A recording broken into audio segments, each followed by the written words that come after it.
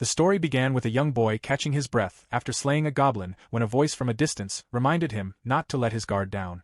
A caped blonde man warned the group that more goblins were approaching, and the already exhausted young man looked toward the cave in disbelief. The monsters charged at them all at once, and one of the party members raised his sword, determined to face them. Miyamoto swiftly beheaded several monsters in a single strike, astonishing his companions with the number he had killed. Even so, the young man remained worried. At that moment, a man suddenly appeared behind him carrying a large boulder and hurled it at the monsters, killing them instantly. Onizuka grinned after throwing the boulder and received praise for his overwhelming strength, befitting the skill of ogre god. Meanwhile, a hooded woman called out to everyone inside the cave and cast a spell, drawing smiles from those around her. One of the monsters muttered incomprehensible gibberish as it watched the girl casting her spell. Behind it, the young man struggled to activate his own skill. Despite trying with all his strength, he failed to cast it and instead stabbed the monster from behind, killing it with his knife rather than his ability. He looked down at his trembling hand and realized that every remaining monster had already been dealt with by Miyamoto and Onizuka. Onizuka credited their victory entirely to his incredible power and suggested that Miyamoto ignore the weaker enemies so they could go after the boss instead. Miyamoto refused, believing there was an order to everything, though he admitted that the boss of these monsters was not as formidable as it sounded. As they ventured deeper into the cave, Onizuka shouted at everyone for moving too slowly and urged them to pick up the pace. Meanwhile, the rest of the group was already struggling to keep up. The mage Mine suggested taking a break, pointing out that everyone had been fighting continuously since they arrived. Her proposal brought smiles to the group as she explained to Miyamoto that resting would likely help them in the battles ahead, and sought his approval. In the end, Miyamoto accepted her suggestion and allowed everyone time to rest. The young man drank from his flask before sitting apart from the others. He stared into the flask as though deep in thought and wondered how much time had passed, concluding that it had already been quite a while. It was then revealed that the group had been summoned into this world. Only a few days earlier, the young man had been nothing more than an ordinary high school student. He recalled looking across the classroom at another young man, Miyamoto, who was dealing with a girl who had a crush on him. When the bell rang, he hurried to grab his bag so he could return home and start playing his new game. His thoughts were interrupted by a strange sound coming from the floor, leaving him confused as mysterious markings began appearing beneath everyone's feet. Before he realized what was happening, the entire classroom was engulfed in a mysterious light. The young man asked what was happening, only for his eyes to widen as he and all of his classmates were summoned to another world. Fear and confusion filled him as the king celebrated the successful summoning and welcomed them as heroes, while the man standing beside the king looked concerned. The class erupted in confusion, questioning the king about why they had been brought there. Some even referred to him as an old man while complaining that they wanted to go home. Their protests continued as the king merely smiled, and the man at his side prepared his sword. Miyamoto then stepped forward and calmed everyone, suggesting that they first understand the situation they were in by speaking with the people around them. He respectfully asked the king if he could pose a question, and the king agreed with a nod.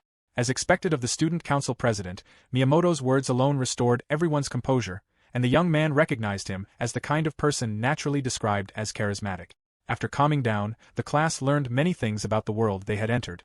They had been summoned because the empire was in danger, and the world was inhabited by many different races and cultures. Then a status screen suddenly appeared before the young man, Nakatani Tato, revealing his special skill, Absorption. The reason they had been called heroes was because everyone summoned into this world had apparently been granted a unique power. Nakatani thought his menu screen was malfunctioning, then sighed in confusion as he wondered what his skill, Absorption, was supposed to do. Meanwhile, a loud scream echoed through the area as the scene shifted to a man nervously greeting Miyamoto. In an instant, Miyamoto sliced through the pillar behind him along with part of the man's headpiece before landing lightly on his feet. The crowd watched in astonishment and praised his display. What they had just witnessed was a skill, and every person's skill differed from another's. The girl standing beside Miyamoto praised him, causing him to react shyly. She remarked that Miyamoto remained exceptional wherever he went. It was then revealed that Miyamoto's skill was heroic. Whether it was magic, martial arts, recovery techniques, or physical enhancement, everyone in the class possessed powerful skills. Their abilities made it easy to understand why they were called heroes. Nakatani struggled to use his power on a small pebble. Compared to everyone else, his skill was weak, capable only of drawing objects slightly closer. The others watched him with judgment in their eyes. Nakatani believed he knew what he was doing and wished they would stop looking at him that way. Clenching his fist, he resolved that even with such a powerless ability, he had to keep trying. Back in the present, a man suddenly called out to Onizuka, reminding him that provoking even a single monster would alert all the others nearby. Onizuka scoffed and rolled his eyes as the bearded man continued warning him that this was why they could only proceed when everyone was focused. Onizuka dismissed him, scolding him for speaking so disrespectfully before striking him with a slap. Grabbing the man by his armor, Onizuka irritably warned him not to tell him what to do, insisting that he was nothing more than a small fry. The bearded man pleaded to be released, arguing that this was no time for them to fight among themselves. Onizuka then ordered everyone to get up, warning them that the monsters were approaching. Nakatani once again looked frightened as more monsters appeared before them. Everyone prepared for battle, and Miyamoto raised his sword before effortlessly cutting down 3 monsters in a single strike. He encouraged everyone to fight, assuring them that there was nothing to fear and that they could do it. He led the charge, and the others followed him into battle. Meanwhile, Nakatani watched Miyamoto continue fighting alongside Onizuka. Frustration welled up inside him as he realized that even here, he was unlike everyone else. Even so, he remained determined to keep trying. A monster suddenly crept up behind him, but he reacted in time to block its attack with his knife. Although he managed to repel the monster, the impact damaged the blade. Moments later, the knife broke apart before his eyes and fell to the ground. The monster laughed at his misfortune before charging at him again with a grin. Nakatani screamed in terror until another hero suddenly cut the monster into pieces. He stared at the hero before looking down at his own hand. Letting out a laugh, he clutched his chest as the thought crossed his mind that this was impossible. Without any power, he believed he could go no further.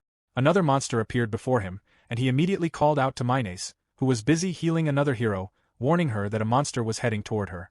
As the monster leaped at Minace, Nakatani watched and desperately tried to reach her. At that critical moment, his skill appeared to activate. Since he normally lacked the power to fight monsters directly, he chose instead to move Minace out of the monster's path. He smiled, believing that it was the best thing he could do, and encouraged himself for managing to accomplish even that. However, the monster turned its attention toward him instead. As Minace watched, it abandoned its original target and attacked Nakatani. Just as the monster was about to kill him, everything suddenly faded into complete darkness. He questioned what he was doing as a single eye appeared before him.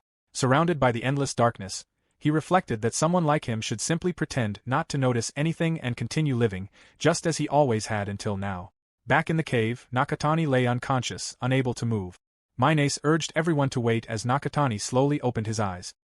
He saw Minace beside him while several of his fellow heroes suggested that they leave him behind and continue on. Minace defended him, reminding them that he had protected her. The commander of the knights informed Minace that Nakatani had definitely been afflicted with a curse that could not be healed and suspected that the monster which attacked him had inflicted it. He then considered the possibility that Nakatani had been cursed from the very beginning, finding the idea unsettling. Calling out to Minace, he suggested that they leave Nakatani behind. Miyamoto acknowledged that he understood Minace's feelings, but if Nakatani could not be healed, they had no choice but to leave him because they could not remain there forever. Hearing their discussion, Nakatani was overcome with fear as the others agreed with Miyamoto. He could not believe what he was hearing. Minace broke into tears as she insisted that Nakatani was their friend. Onizuka scoffed at her, dismissing the idea as foolish. He declared that he had no intention of associating with someone so weak and argued that Nakatani's situation was entirely his own fault. The other heroes agreed, criticizing Nakatani for his incompetence. Unable to believe everyone's words, Nakatani remained silent while Minace continued crying and desperately tried to heal him, repeatedly apologizing. In his mind, however, he believed he had only done what he could to protect her. Minace blamed herself for being unable to heal him properly, but Miyamoto called out to her and gently pulled her away from Nakatani. Praising her for doing everything she could, he assured her that she had done enough and embraced her. Minace was led away while Miyamoto remained beside Nakatani and called out to him. Nakatani, however, was consumed by the thought that he did not want to die. Miyamoto leaned closer, and his demeanor completely changed. He declared that Nakatani had remained nothing more than unnecessary baggage until the very end. He pointed out that Minace was a valuable healer and that Nakatani was only burdening her emotionally. He admitted that he despised useless trash like him and believed it was only fair for him to suffer before dying. After saying this, Miyamoto stood up and walked away. The commander of the knights called for him to hurry because the curse was spreading. Miyamoto followed, explaining that he had merely been saying one final goodbye to his classmate. Nakatani heard those words and desperately wondered what Miyamoto had meant. He silently pleaded for everyone to wait. Miyamoto wore a pleasant smile as their classmates continued praising him. Left behind, Nakatani felt his throat burning. He wished he could speak. His body grew unbearably cold, and he found himself unable to breathe or move. Frozen on the ground, he could only wonder whether they truly intended to leave him there to die. Onizuka grinned as he remarked to Miyamoto that he had come up with a good idea. The commander of the knights warned him that the curse was drawing closer, but Onizuka immediately shut him down, refusing to be told what to do. He remarked that even someone like Nakatani was still considered a hero and suggested killing him to gain experience. Terror filled Nakatani as Onizuka approached without anyone stopping him. Unable to speak or move, he became convinced that he was about to be killed. Onizuka grabbed Nakatani by the front of his shirt. Nakatani could think of nothing except that he did not want to die and that the cold was unbearable. As Onizuka drew back his fist to strike him, Nakatani began to cry, still desperately clinging to life. At that moment, an unknown entity spoke within his mind, urging him to use his skill. Confused, he listened as the voice insisted that if he truly did not want to die, he could use his power. Nakatani remained doubtful, believing himself incompetent. Even so, he wondered if he should try, hoping that at the very least he could knock Onizuka down. He thought that if he succeeded, he would laugh about it in the afterlife, and he attempted to activate his skill. As Onizuka questioned what Nakatani was doing, a sudden commotion erupted before everyone. The surrounding crowd was confused and wondered if it was a newcomer. Onizuka cursed at Nakatani, calling him a bastard as he covered his face with one hand while the others asked if he was all right. He warned everyone not to come any closer as he glared at Nakatani, declaring that he was not going to die and demanding to know what Nakatani had done. Nakatani slowly stood back up, just as confused as everyone else. His body could move again. Meanwhile, Onizuka remained furious and declared that he intended to kill Nakatani. Insulting him as someone whose life had no value, he claimed Nakatani should simply become his experience points. As Onizuka threw a punch, Nakatani instinctively closed his eyes. When he opened one of them again, he was bewildered to find that he had stopped Onizuka's attack. Onizuka angrily demanded that Nakatani release him, while Miyamoto and the others stared in shock at the sight of Nakatani overpowering the skill of Ogre God. Nakatani wondered how he had managed to do it. The voice within him answered that it was the power of absorption, his true ability. Through it, Nakatani had absorbed Onizuka's skill, Ogre God. Still unable to comprehend what had happened, Nakatani remained puzzled. Onizuka, however, became even more enraged, convinced that Nakatani had been hiding his true strength all along. Believing that Nakatani had deliberately pretended to be weak in order to mock him, Onizuka resolved to kill him without fail. Nakatani dodged his attacks, determined not to die. Onizuka was left confused as Nakatani thought that if someone was going to be killed by something, he would rather they stop talking. Facing Onizuka head-on, Nakatani struck him with a powerful blow that sent him flying. At that moment, Nakatani had decided to kill Onizuka. Miyamoto watched in stunned silence as Onizuka coughed up blood from the punch. Observing the scene, the commander of the knights laughed and addressed Nakatani, admitting that he had never imagined Nakatani possessed enough power to overwhelm Onizuka. He praised the feat as the very talent expected of a hero. The voice within Nakatani urged him to come closer. The commander of the knights reached out, but Nakatani pulled his hand away. He remarked that he was glad to hear such praise from someone who had just tried to abandon him to die, adding that he found it rather unsettling. Nakatani then turned and walked away. Miyamoto called after him, demanding to know where he was going. He declared that he would not allow Nakatani to act however he pleased and questioned whether he was even listening. However, Nakatani could only think about the words Miyamoto had spoken to him earlier. Minace called out to him in confusion. Nakatani glanced back at her before silently leaving the cave.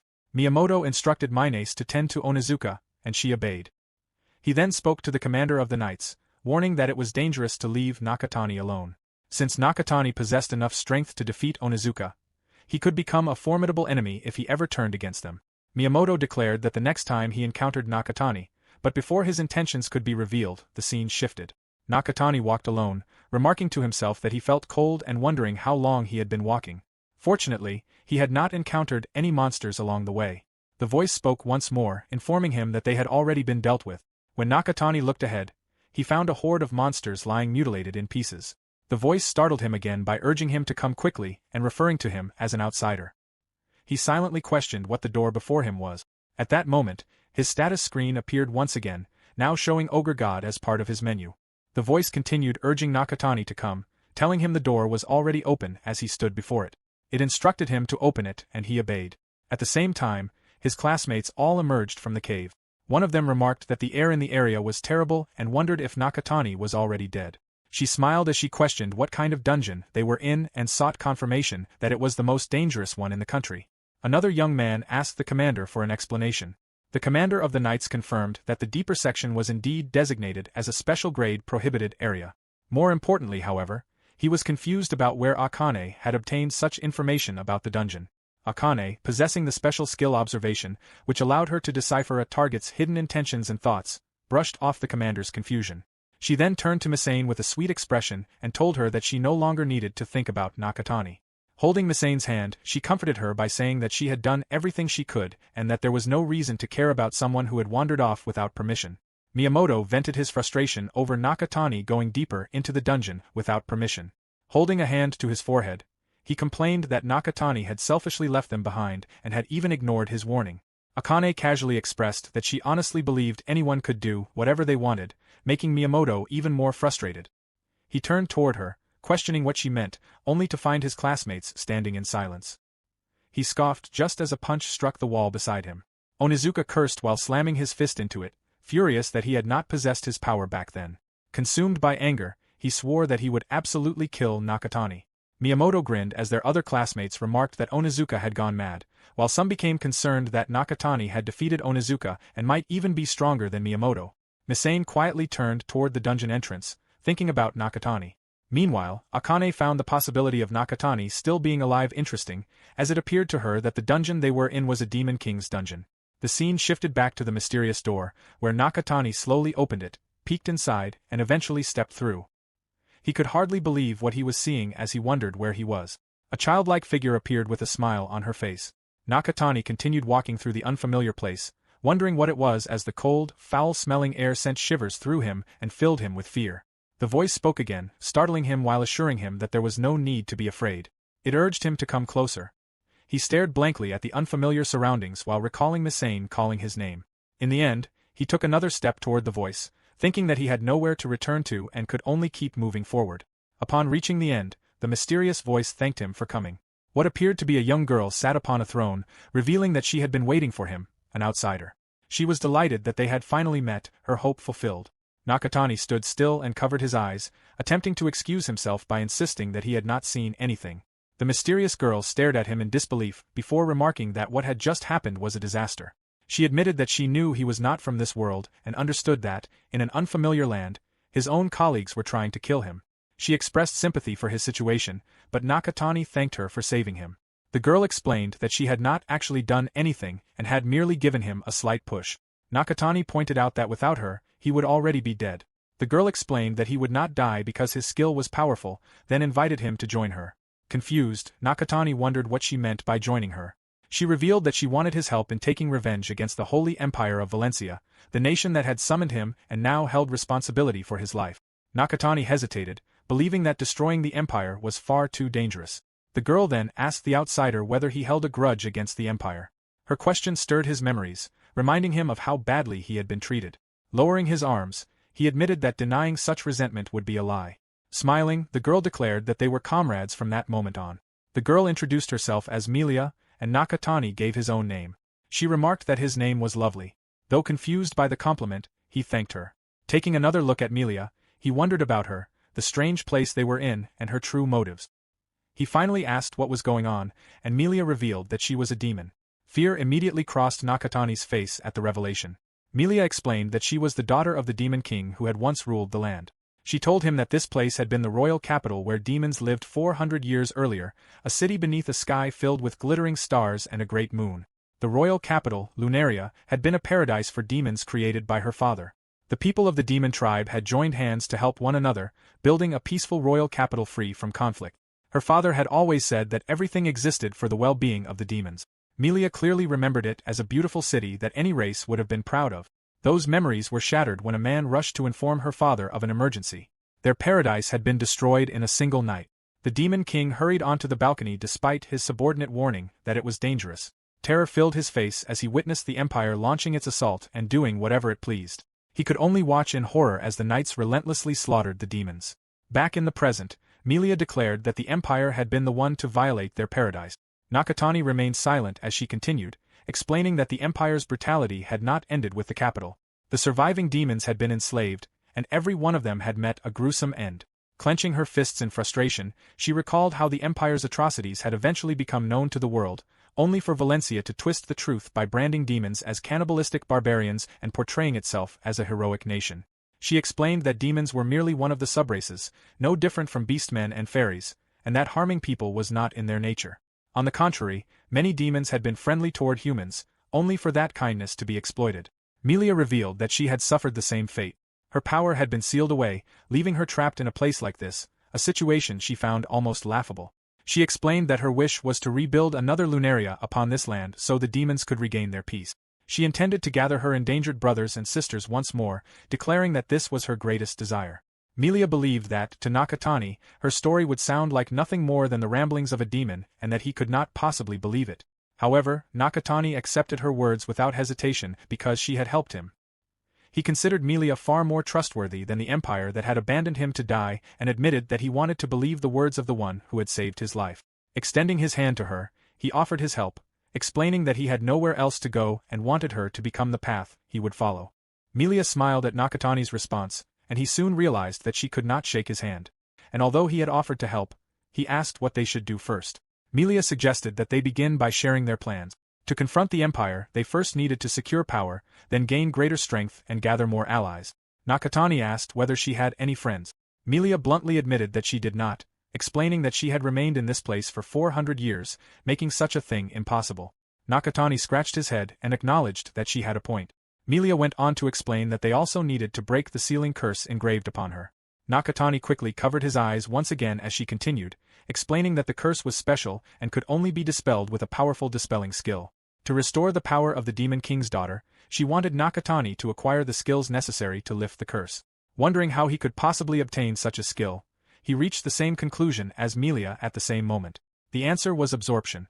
Melia pointed out that his current strength was insufficient to handle such a skill properly, so she first wanted him to become stronger. Nakatani was confused about how he was supposed to accomplish that. Suddenly, the ground began to shake. Melia remarked that it seemed they had awakened and explained that monsters periodically spawned within dungeons. Smiling, she considered the timing perfect. She reminded Nakatani that his power was absorption, a powerful skill capable of literally taking away the abilities of others.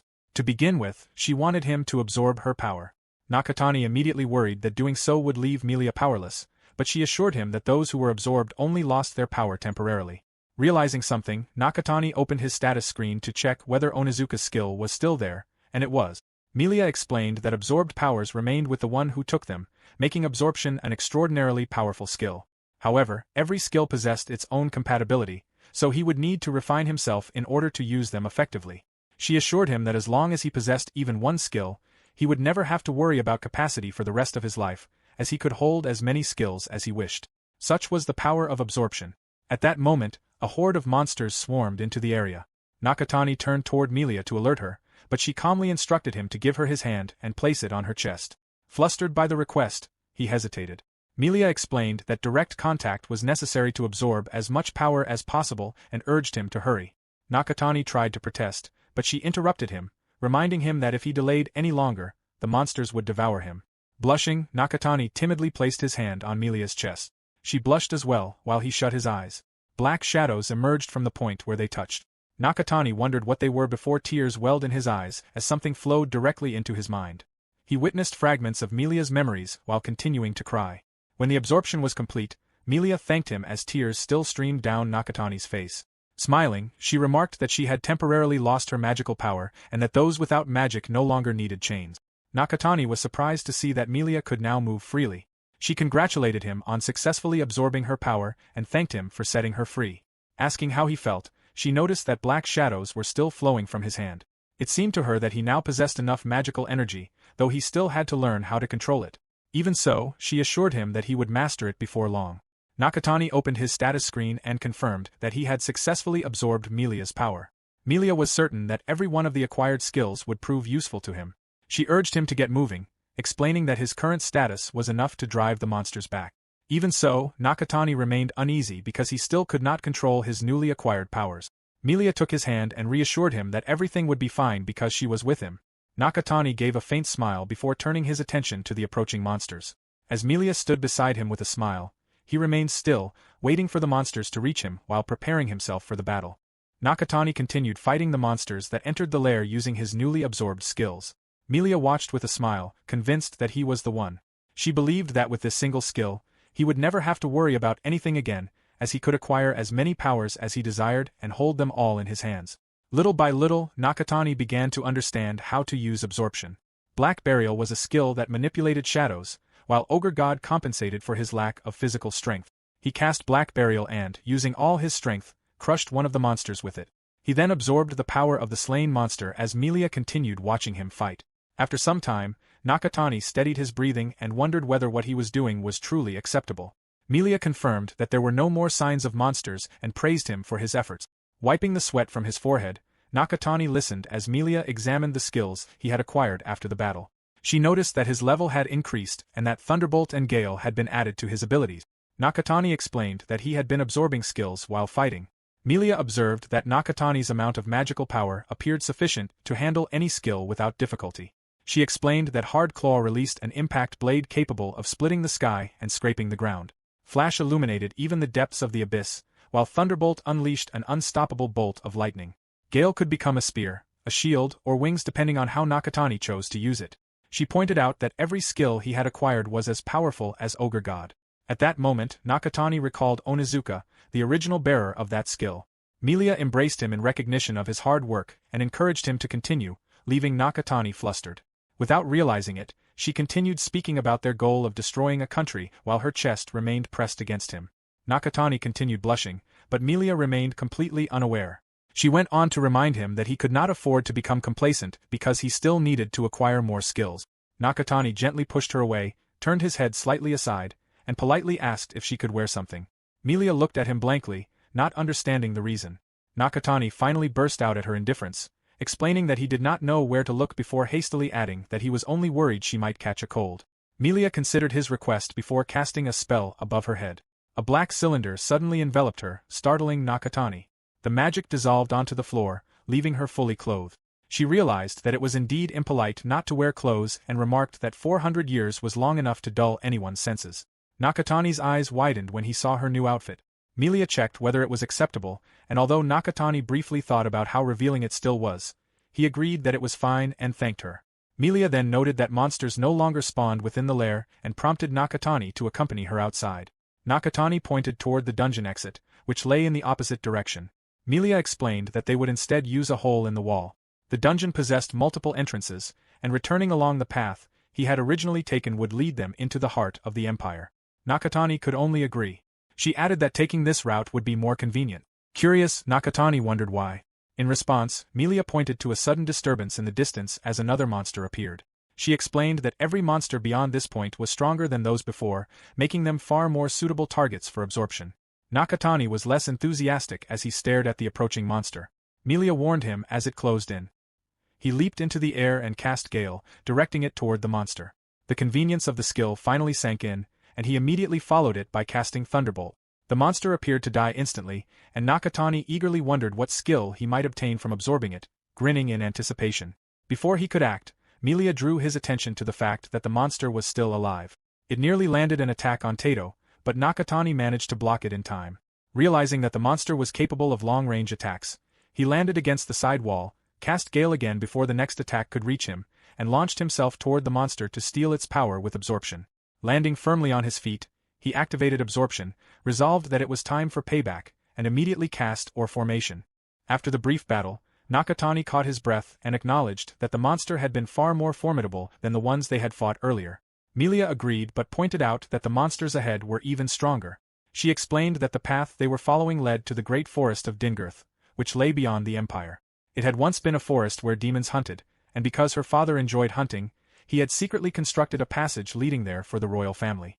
Smiling, she recalled that when her mother eventually discovered the passage, she had already become a demon. The memory, however, immediately brought another to the surface, her father's death. Her expression darkened, and Nakatani noticed the sudden change in her mood. Before long, she forced another smile and reassured him not to worry.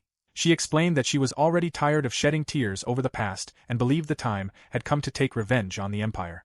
She was certain that her father and mother would finally be rewarded. Nakatani remained silent, reflecting on how deeply hatred could consume a person's heart. He remembered the day he had been summoned into this world through the Empire's selfishness, the terror he had felt, and how close he had come to death. As he continued defeating monsters one after another, he recalled how both the Empire and his classmates had abandoned him.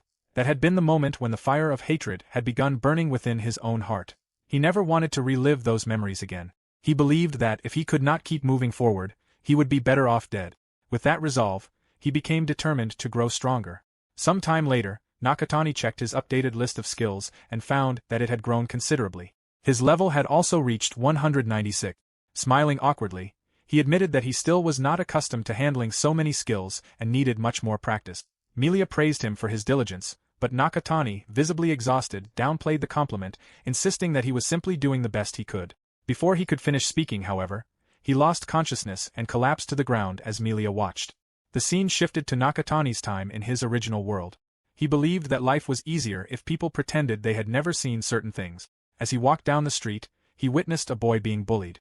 He knew it would be easy to ignore it, and even if someone like him intervened, nothing would change. He put on his headphones and continued on his way, convinced that hypocrisy could not save anyone.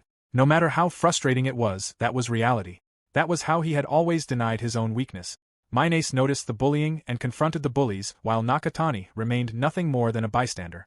Back in the present, Nakatani slowly regained consciousness after collapsing.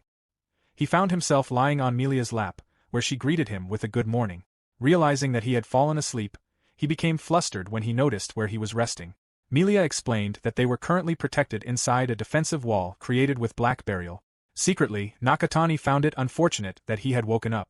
Milia assured him that there was no need to worry because monsters of such low levels posed no threat. Nakatani apologized, admitting that he had not been able to sleep since arriving in the dungeon. Milia told him there was no reason to apologize, explaining that he simply had not yet mastered the magic conversion skill. She was certain that once he learned to use it properly, he would never feel drowsy again. Nakatani apologized once more before realizing what she had implied and wondered whether he would truly no longer need to sleep. Milia clarified that he still could if he wished, as long as he did not run out of magical energy. Nakatani suddenly remembered his days on Earth, when he would fall asleep during class after staying up late at his computer, and wished he had possessed such a skill back then. Milia dispelled the defensive dome and explained that magic conversion was a skill that restored magical power back into the body. Nakatani concluded that it would be easier to understand if magical power simply supplied the energy needed to stay awake and suppress hunger, making him realize how remarkable the skill truly was. He observed that absorption allowed him to increase the number of skills he possessed, but that meant nothing unless he learned to use them properly. He resolved that he needed to understand them completely. His thoughts were interrupted when Milia suddenly reacted in alarm. Nakatani asked what was wrong, only to see her weaken at the sight before them. The bridge ahead was gone. Looking more closely, he saw that it had rotted away and appeared to have been broken for a long time. Milia regarded the situation as a problem since they were almost outside. Nakatani asked what they were supposed to do now, pointing out that climbing down would be dangerous because they could not even see the bottom. Without warning, Milia grabbed Nakatani by the shirt. Before he realized what was happening, they were already in midair. Milia explained that they simply needed to jump across since there was no bridge. Nakatani accepted the explanation, acknowledging that it certainly was faster. After they landed, Nakatani lay on the ground for a moment and wished she would warn him before making such jumps in the future, thinking she had been far too casual about it. He admitted that he had genuinely thought he was going to die. Turning his head, he noticed an overwhelming number of skulls and bones scattered around him and realized that he was holding one of them. He immediately sat upright in shock. Milia calmly explained that they were human bones, which only horrified Nakatani further as he wished he had not learned that piece of information. Nakatani asked what kind of place they had arrived in. Looking around at the shattered weapons and blood-stained ground, Milia concluded that the scene must have been left behind after the war. She also noticed a suit of armor in the distance and identified it as belonging to the Empire. Nakatani questioned whether she was certain, but Milia was confident that she could never forget that armor. Nakatani could hardly believe what he was hearing as Milia continued her examination. She explained that the remains had been there for decades, and likely even longer. Picking up one of the skulls, she observed that the deterioration of the decorations and the bloodstains indicated their great age. The skull itself was unnaturally clean for someone who had died in battle, leading her to suspect that the flesh had melted away. Nakatani was confused by what she meant. Before she could elaborate further, the ground beneath them began to shake. Milia remained calm, her suspicions confirmed. An uneasy feeling washed over Nakatani just as a dragon suddenly appeared before them. Milia explained that they had apparently fallen into the dragon's nest and let out a small chuckle, remarking that jumping all the way down had indeed been the correct choice. She added that corpse dragons were on an entirely different level from the monsters they had encountered earlier, but defeating one would reward him with exceptionally powerful skills. The dragon immediately pursued Nakatani, forcing him to flee. Realizing that the creature was on a completely different level, he questioned whether they were truly in danger. Milia assured him that everything would be fine because the current Nakatani was no longer someone who could be defeated by such a monster. Both of them looked up at the enormous dragon towering above them. Nakatani acknowledged that it was not an enemy beyond defeat, yet he still questioned whether he could really overcome it. As the dragon soared even higher, doubt crept into his mind. The overwhelming presence before him made him realize that it truly was a monster. At that moment, memories of his former world resurfaced. Gathering his resolve, he questioned what he was so afraid of. He realized that nothing would change unless he acted and remembered everything he had learned since arriving in this world. He had been able to protect Minace, and he had fought more than well enough against groups of monsters. Believing in his own strength, he resolved to use every skill at his disposal against the dragon.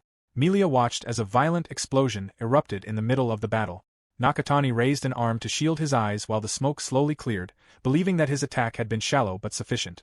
When the smoke finally dispersed, the truth was revealed. The side of Nakatani's abdomen had been severed. He coughed up blood from the devastating wound, unable to understand what had just happened. The dragon remained unfazed and roared menacingly at Nakatani as he stood still, believing he was about to die while it prepared another attack from its mouth. The attack struck him, sending blood spurting from his wound as Milia quietly watched from a distance. She closed her eyes and smiled softly after seeing Nakatani land a blow on the dragon despite his injury. He thought that he could not endure this any longer as he gritted his teeth. His legs trembled from the pain, and he thought about how much it hurt while the dragon prepared yet another attack. He admitted to himself that he was scared. Looking up at the dragon, he witnessed another explosion. This time, he managed to cast a protective dome as the dragon landed, and he resolved that he could not stop. He cast Black Burial on his wound, refusing to give up in a place like this. Black Burial stopped the bleeding, and he planned to erase the pain with sensory deprivation before casting several more skills to attack the dragon. He groaned, realizing he could not fight for long using such drastic measures. He urged himself to think of something more effective and concluded that landing a fatal wound would be best, though he still needed another approach. His eyes suddenly widened as the dragon appeared completely unharmed despite his attacks.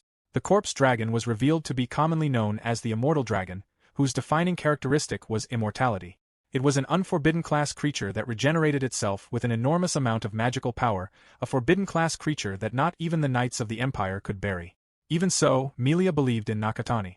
The fully recovered corpse dragon launched another attack at him, and Milia moved closer with a chuckle, praising his idea of making a doll from clay. Nakatani cast Ore Formation and Explosive Mixture, reasoning that if he continued attacking a regenerating opponent, it would not have time to act. He then cast Explosion and lured the dragon closer, concluding that he only needed to take away its skill. Sneaking up behind the corpse dragon, he cast Absorption on it and smiled, thinking that he could now toy with it. He distanced himself while floating, opened his screen without lowering his guard, and browsed through the menu. Grinning at the sight of his newly acquired skills, he became eager to test the dragon's power. He cast Erosive Flame at the dragon, causing another explosion. Realizing it was not finished yet, he decided to attack again. As the smoke cleared, he launched another attack, followed by another, continuing until he was certain it was dead and resolving to attack as many times as necessary. He unleashed yet another attack, feeling it still was not enough, and gave it everything he had. Ultimately, the corpse dragon shrank in size and died. Nakatani wondered if it was finally over. Milia praised him for a job well done just as he coughed up blood. She realized that the dragon's immortality skill now belonged to him. Looking at his wound, he watched it regenerate completely until no trace remained. Milia had already expected this from a forbidden skill. The corpse dragon's immortality literally regenerated the body as long as it still possessed magical energy. She then remembered that she had forgotten to tell him the corpse dragon was a taboo species, a general term for creatures possessing immense power beyond human control. In other words, Nakatani had obtained forbidden powers. Concern appeared on his face, but Milia urged them onward. Smiling, she noted that the Great Dingirth Forest was just around the corner. Thinking about venturing into its deepest parts with his new ability, Nakatani ran after Milia, filled with determination. Meanwhile, within the Valencia Empire, the group of heroes continued training after their battle in the dungeon. Standing beside the commander, a knight expressed disbelief at how easily the heroes handled their skills. The commander smiled as he watched them, admitting that he had been skeptical at first but now realized he had misjudged them. Miyamoto cast Explosive Bullet at a rock while the other heroes watched in amazement. The commander praised him, expressing his disbelief that Miyamoto was not only an exceptional magician but also possessed outstanding swordsmanship. Miyamoto greeted the commander with a smile. The commander remarked that the others were steadily growing stronger and that witnessing their progress was what he had been looking forward to. Miyamoto, however, humbly returned the praise, insisting that everything was thanks to the Empire's supreme leadership and acknowledging the debt he owed them. The commander jokingly thought that Miyamoto was being too modest. At that moment, they heard Onizuka from a distance as he prepared to throw a punch. His strike shattered a knight's shield in half and even damaged the knight's chestplate. Onizuka observed that it was fine and that it did not feel bad. Turning toward the others, he loudly challenged them to consider whether they truly wanted to become stronger. Miyamoto buried his face in his hand while the commander silently wished that Onizuka would calm down a little more. Miyamoto, meanwhile, found him annoying. The other heroes whispered behind Onizuka's back, laughing about how embarrassing it was to lose to someone like Nakatani. Onizuka overheard one of them wondering if he could just keep quiet before calling him a stupid brain muscle bug, prompting laughter from the group. Onizuka grabbed them by the cheeks as they continued boasting that they would have defeated Nakatani if they had been in his position. Lifting them into the air, he demanded to know what they had said about him being a bug and challenged them to repeat what they had said moments earlier. Two knights stepped in to stop him, asking why he was attacking his fellow heroes. Onizuka questioned what friends they were referring to, stating that he found them annoying instead, and asked if the knights wanted to be next. The two knights became frightened as Onizuka demanded to know whether they were calling him a bug as well. Miyamoto intervened and stopped him by grabbing his arm. His grip tightened as he acknowledged that he understood Onizuka's frustration but insisted that he should not direct it at the wrong people. With a menacing smile, Miyamoto reminded him to save his anger for the one he truly wanted to kill. Onizuka scoffed and walked away, brushing everyone aside as he left. The two heroes thanked Miyamoto, who responded with a smile, earning further praise from the other heroes. Meanwhile, Minace watched everything from a distance. Akane noticed her and quietly approached from behind, hoping to cheer her up. Minace reassured Akane that she was fine and even flexed her muscles to prove it. Akane smiled, satisfied that she seemed to be doing well. Minace confided in Akane that although everyone was doing their best, she could not help feeling depressed. More than anyone else, she believed Nakatani was the one suffering the most. No matter what happened to him, she still considered him a friend, which was why she resolved to heal him the next time they met, regardless of the circumstances. Determined not to remain discouraged, she decided that she also had to do her best. Hearing this, Akane thought Minace was taking things too seriously. At that moment, several people entered the training grounds. As everyone met each other's gaze, one of the newcomers remarked that such words were exactly what was expected from a truly wonderful hero. The commander immediately recognized the voice as Chancellor Dennis, who had arrived alongside other high-ranking officials. The commander asked Secretary Dahlia and Lord Roy what was happening. Dennis commented that the commander's reaction remained perfectly predictable before greeting Miyamoto, adding that they had not seen each other since the summoning ceremony. He then asked Miyamoto to accompany them, explaining that they had come bearing a royal decree. Inside one of the kingdom's rooms, Dennis apologized for arriving so early before deciding to speak directly. He asked whether they remembered why the heroes had been summoned. One of them hesitantly answered that it was because the Empire was facing a crisis, and Dennis confirmed that this was correct. In response to that crisis, he had received direct orders from the king. Dennis announced that the heroes were to exterminate the remnants of the demons on the front lines. One of the heroes questioned what would happen to the dungeon expedition, but Dennis explained that it was no longer necessary. The Empire had already confirmed that the heroes' power was genuine, making any further skill testing a waste of time. Miyamoto then asked what demons were. Dennis explained that demons were man-eating barbarians, demi-humans with glowing red eyes who devoured innocent lives and stood as mankind's enemy. Miyamoto repeated that they were demi-humans, and Dennis confirmed it.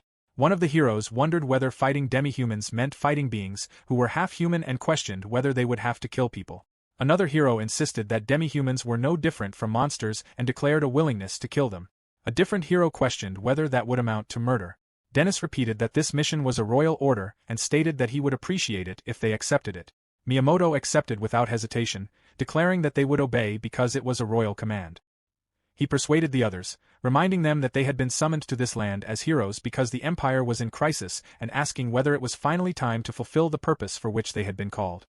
His fellow heroes agreed with him. Dennis praised Miyamoto as a fine man and thanked him for his cooperation. Dennis then shifted the discussion to the remnants of the demons, explaining that they were using an abandoned castle as their base. Deep within the Great Dingirth Forest once stood a prosperous demon city known as Argonum. Meanwhile, Nakatani and Melia continued walking toward the tunnel. Melia shared that, when she was young, her father had told her that the demons who had left Lunaria lived in that castle. Nakatani wondered what she meant and realized that there might be other surviving demons. Smiling, Melia confirmed that he was correct. She then suddenly cast a spell on him, changing his clothes as a small reward, believing he would not want to wear tattered clothing forever. Looking at his new attire, Nakatani thanked her. Milia smiled, remarking that he was the type of person who cared about his appearance. Nakatani smiled as he thought it was all because of Milia. As they continued walking, Milia thanked Nakatani once more. Because of him, she had finally been able to leave the place, and he could fulfill the demon's long-cherished wish.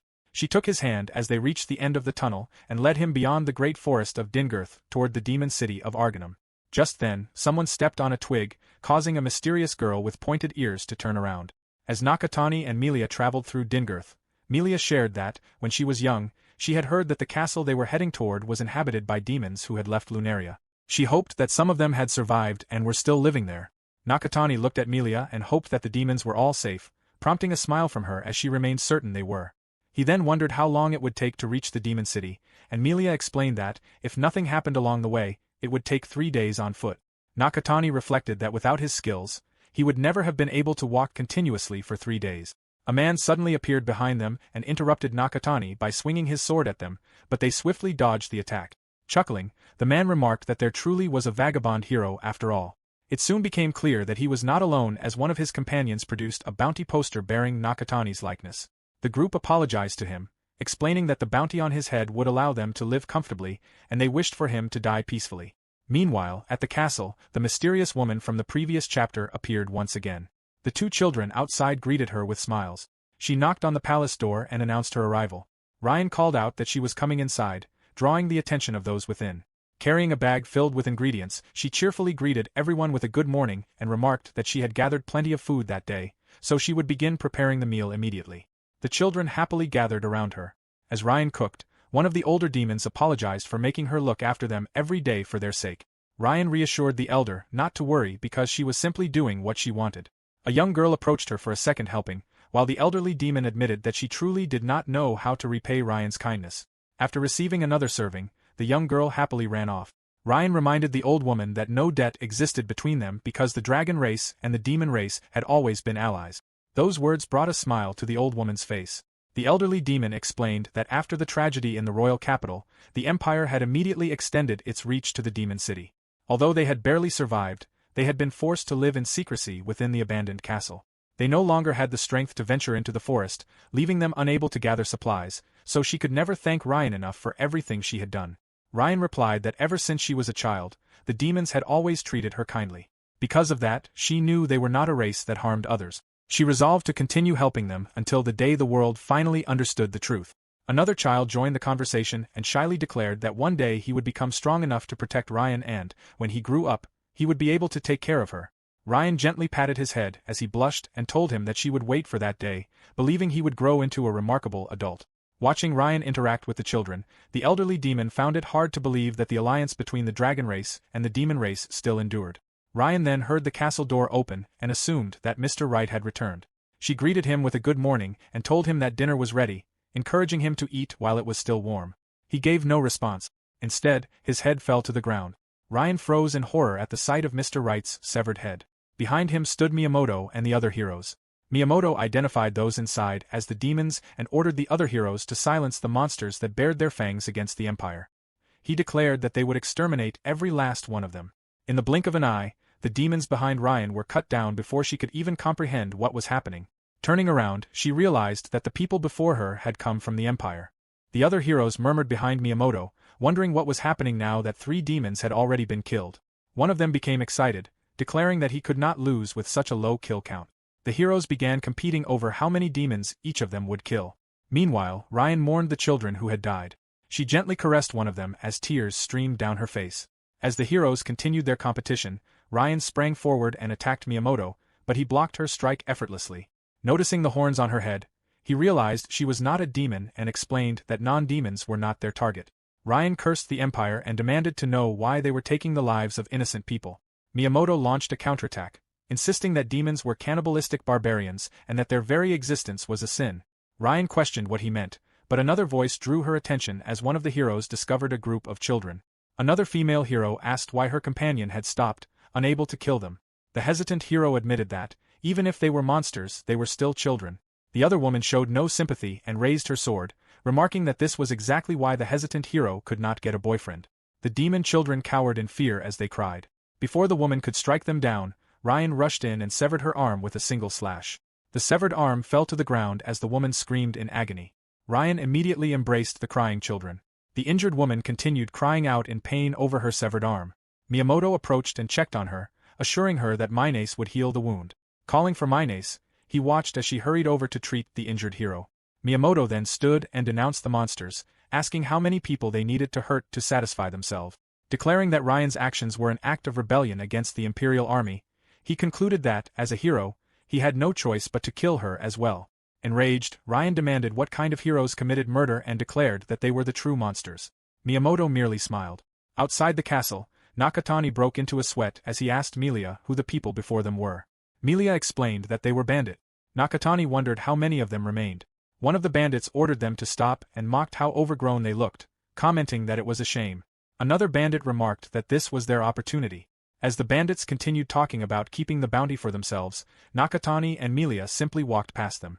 Nakatani noticed the castle ahead and realized they were almost there. The two bandits finally realized they were being ignored and became furious. Melia sighed. Moments later, the bandits had been thoroughly beaten. Melia remarked that the bandits had only wasted their time, and Nakatani agreed. He then asked what she would do if there really were survivors. They stopped walking and gazed at the castle in the distance. Melia replied that she wanted to discuss it with Nakatani. Moments later, Nakatani and Melia finally arrived at the castle of Arganum. Melia smiled brightly, excited to enter. She remarked that there might be people inside who were on the verge of starving, and as a member of the royal family, she could not ignore such a situation. Nakatani smiled at her words and the two proceeded inside. The moment they entered, they sensed that something was wrong and rushed deeper into the castle. Ryan was covered in blood as she continued shielding the surviving demons from the heroes. Meanwhile, Miyamoto declared that Ryan and the demons were monsters who harmed people and that the burden of the lives lost, along with all the pain and sorrow they caused, rested upon him. He proclaimed that he would destroy them with his sword. Kneeling on the ground, Ryan clenched her fist and cast water spears, refusing to accept his words. Miyamoto easily deflected the attack. Ryan insisted that it was the Empire that toyed with the lives of others. The two confronted each other head-on. Miyamoto cast explosive bullet, and the blast impaired Ryan's vision. He declared that they were not equals because he did not kill to satisfy his own selfish desires but buried evil for the sake of justice. Although intimidated by his overwhelming strength, Ryan continued protecting the demons from his attacks. Smiling, Miyamoto swung his sword and ordered them to die. His attack struck its target, but as the smoke cleared, a black dome stood before him. Nakatani had appeared behind it. The other heroes were stunned by his sudden arrival. In contrast, Minace was happy to see him. Heavy footsteps echoed through the castle as Onizuka charged toward Nakatani, overjoyed that he was still alive because it meant he could kill him with his own hands. Nakatani remained silent, staring at the ground. He raised one hand and cast Black Burial on Onizuka, pinning him to the floor. The heroes were shocked by the attack and wondered who had cast it. Nakatani then asked Miyamoto whether he and the others had killed the demons. After a long silence, Miyamoto questioned what Nakatani was talking about and explained that demons were man-eating monsters whom they had come to exterminate. He grew angry at Nakatani's audacity to stand in their way. Melia could only watch in silence, while Ryan questioned what Miyamoto meant. Miyamoto assumed that Nakatani believed this world originally belonged to the demons and that he was the type to pity bears instead of killing them. He argued that such thinking would only increase the damage and questioned whether Nakatani intended to remain a hypocrite who refused to face reality. Raising his sword toward Nakatani, Miyamoto declared him a dangerous person and concluded that he would have to crush him himself. Before Miyamoto could act, Minace rushed forward and defended Nakatani, reminding everyone that he had once been their classmate and questioning why Miyamoto intended to kill him. Akane reassured Minace that everything would be fine and that it was not something she needed to worry about. Minace was confused by Akane's response. Akane wore an excited expression, bit her tongue, and grinned, leaving Minace even more bewildered. Miyamoto charged at Nakatani, warning him not to become overconfident simply because he had defeated Onizuka. He declared that Nakatani should die properly the next time and called him a disease. As Miyamoto struck, Nakatani protected himself with Black Burial. The watching heroes praised Miyamoto's exceptional swordsmanship. They had never seen a technique like Black Burial before and wondered how much stronger Nakatani had become, while others admitted they would not want to be in Miyamoto's position. Miyamoto then cast Explosive Bullet. Nakatani remained silent as the explosion erupted. Miyamoto pointed out that Nakatani had done nothing but defend himself and mocked him as a miserable person with a grin. Minace called out to Akane, who once again assured her that everything was fine and told her to keep watching. Nakatani continued blocking Miyamoto's sword while Minace observed the battle. Miyamoto asked Nakatani how he liked his newfound strength. Ignoring him completely, Nakatani briefly glanced at Milia, and she responded with a nod. Miyamoto continued boasting that he had grown stronger while Nakatani stubbornly disappeared and proclaimed that this was the power of a hero. Milia pointed at Miyamoto, signaling to Nakatani that she had no need for him. Nakatani's eyes widened, and he struck Miyamoto with a successful attack that sent him flying away along with his sword. Miyamoto was stunned by Nakatani's strength after being sent flying across the ground along with his sword. Unable to comprehend what had happened, he wondered what Nakatani had just done. Everyone else stood frozen in shock. Akane quickly ordered everyone to retreat, instructing those with skills useful for carrying supplies and the wounded to remain while everyone else fled. Nakatani returned to Milia's side, but she stopped him and pointed toward the girl with summoning skills and Minace, who possessed healing magic. Minace was focused on regenerating the injured woman's severed arm while Nakatani silently watched her. As panic spread throughout the castle, Nakatani slipped behind one of his former classmates and cast Absorption on her. She collapsed to the floor, but the others were too preoccupied with escaping to notice. The heroes fled the castle as quickly as they could, leaving only Minace, the injured woman, and Akane behind. Nakatani approached them and raised his hand toward Minace. She politely explained that she was in the middle of healing her fellow hero, but he ignored her words and cast Absorption on her as well. Akane could only watch. Minace collapsed to the ground while Akane trembled in fear. Nakatani then turned to the injured woman and used his newly acquired healing magic, instantly regenerating her severed arm while she remained too confused to understand what had happened. Afterward, he walked away, and Akane could not take her eyes off him. Their attention was interrupted by another hero shouting for them to escape immediately, but Miyamoto remained focused on waking Onizuka. Onizuka coughed up blood as Miyamoto watched in disbelief. As Nakatani returned to Milia, the remaining heroes continued fleeing for their lives. Ryan gritted her teeth in fury and rushed past Nakatani. Chasing after the retreating heroes, she screamed at the Imperials not to run away. One of the heroes drew her sword and confronted Ryan. Ryan created some distance between them, condemning them for taking whatever they wanted before fleeing like coward. The hero calmly sheathed her sword, and Ryan suddenly coughed up blood before collapsing to one knee as the heroes continued their retreat. Still consumed by anger, Ryan tried to continue, but Nakatani stepped in front of her and urged her to be reasonable. He pointed out that the heroes were stronger than they were at the moment and that saving the injured should take priority. Ryan could do nothing but grit her teeth in frustration. A short while later, Nakatani called out to Milia, who was gently closing the eyes of one of the fallen demons. The aftermath was devastating. Milia reflected that things might have been different if her power had not been sealed, but she ultimately accepted that, even then, the dead would not return. Nakatani called to her once more. She turned toward him looking completely defeated. Noticing her condition, Nakatani cast healing magic. He successfully healed the remaining survivors as Ryan watched, while Milia quietly walked away. Ryan hurried after her and apologized in case she had mistaken her identity, then asked whether Milia was truly the person she believed her to be. Milia slowly turned toward Ryan. The moment Ryan saw her face, she realized the truth and immediately apologized to Lady Milia. The surrounding demons looked on in confusion. Ryan collapsed to her knees, overwhelmed with emotion. She lamented that even though Milia had been there, she had still been hurt. Blaming herself, she confessed that she had been unable to do anything, unable to protect everyone, and believed that everything was her fault. As Ryan wept, Milia reached out and took her hand, gently remarking that she was still the same crybaby she had always been. Milia then observed that Ryan had grown much bigger and teasingly thought she had become rather cheeky. Ryan looked at her in confusion, but Milia simply embraced her and praised her for doing a wonderful job. She assured Ryan that she had not been alone and thanked her. Ryan cried even harder as Milia remained by her side, comforting her. The surviving demons rushed over after seeing Ryan in tears, while Nakatani stood at a distance, watching with a determined expression. After the gruesome battle, the survivors held a burial for the fallen demons, and everyone mourned the loss of their loved ones. Milia suddenly raised her hand, leaving Ryan confused. Tombs emerged from the ground, astonishing everyone, especially one of the nearby children. Milia quietly told the deceased to rest peacefully and promised that the regrets they had left behind would be taken care of. Nakatani stood in silence as Milia asked Ryan if they could speak privately. Before answering, Ryan looked back at the other demons before deciding to follow Milia. The remaining demons watched as she walked after Milia, who wore a gentle smile. A short while later, Milia began asking Ryan about what had happened. Before she could continue, however, Nakatani wanted to know what kind of relationship the two of them shared. Realizing she had never introduced the dragon woman to him, Milia simply pointed at Ryan and stated her name. Nakatani was left speechless. Although Milia's introduction was accurate, Ryan explained that she and Milia had been childhood friends. Ryan revealed that the dragon race and the demon race had once been allies. Although the dragon race had only a small population, the previous demon king, Melfs, had protected them. Because of their dwindling numbers, the dragon race had become the target of many other species. Ryan recalled how they had been forced to move from place to place every day, gradually exhausting the weaker members of their race. She herself had been close to death from dehydration as her father carried her in his arms, reassuring her that a water field lay just ahead, and asking her to endure a little longer. Despite her weakened state, Ryan noticed a flying creature in the sky. It was during that desperate time that the kindness of the demons saved them. Melfs and the young Melia encountered Ryan and her father and recognized them as members of the dragon race. Seeing how frail they were, Melfs invited them to rest within his country. Soon afterward, the demons welcomed the dragons with open arms. Melfs even entrusted the land to Ryan's father, the leader of the dragon tribe.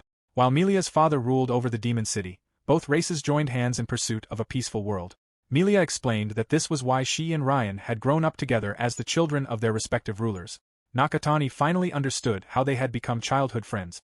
Melia then continued the story, explaining that after the royal capital fell, the demons had come to rely on the dragon race.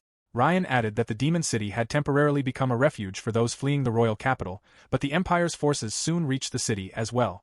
At that time, she had not yet possessed the strength to fight, leaving her with no choice but to flee amid the chaos.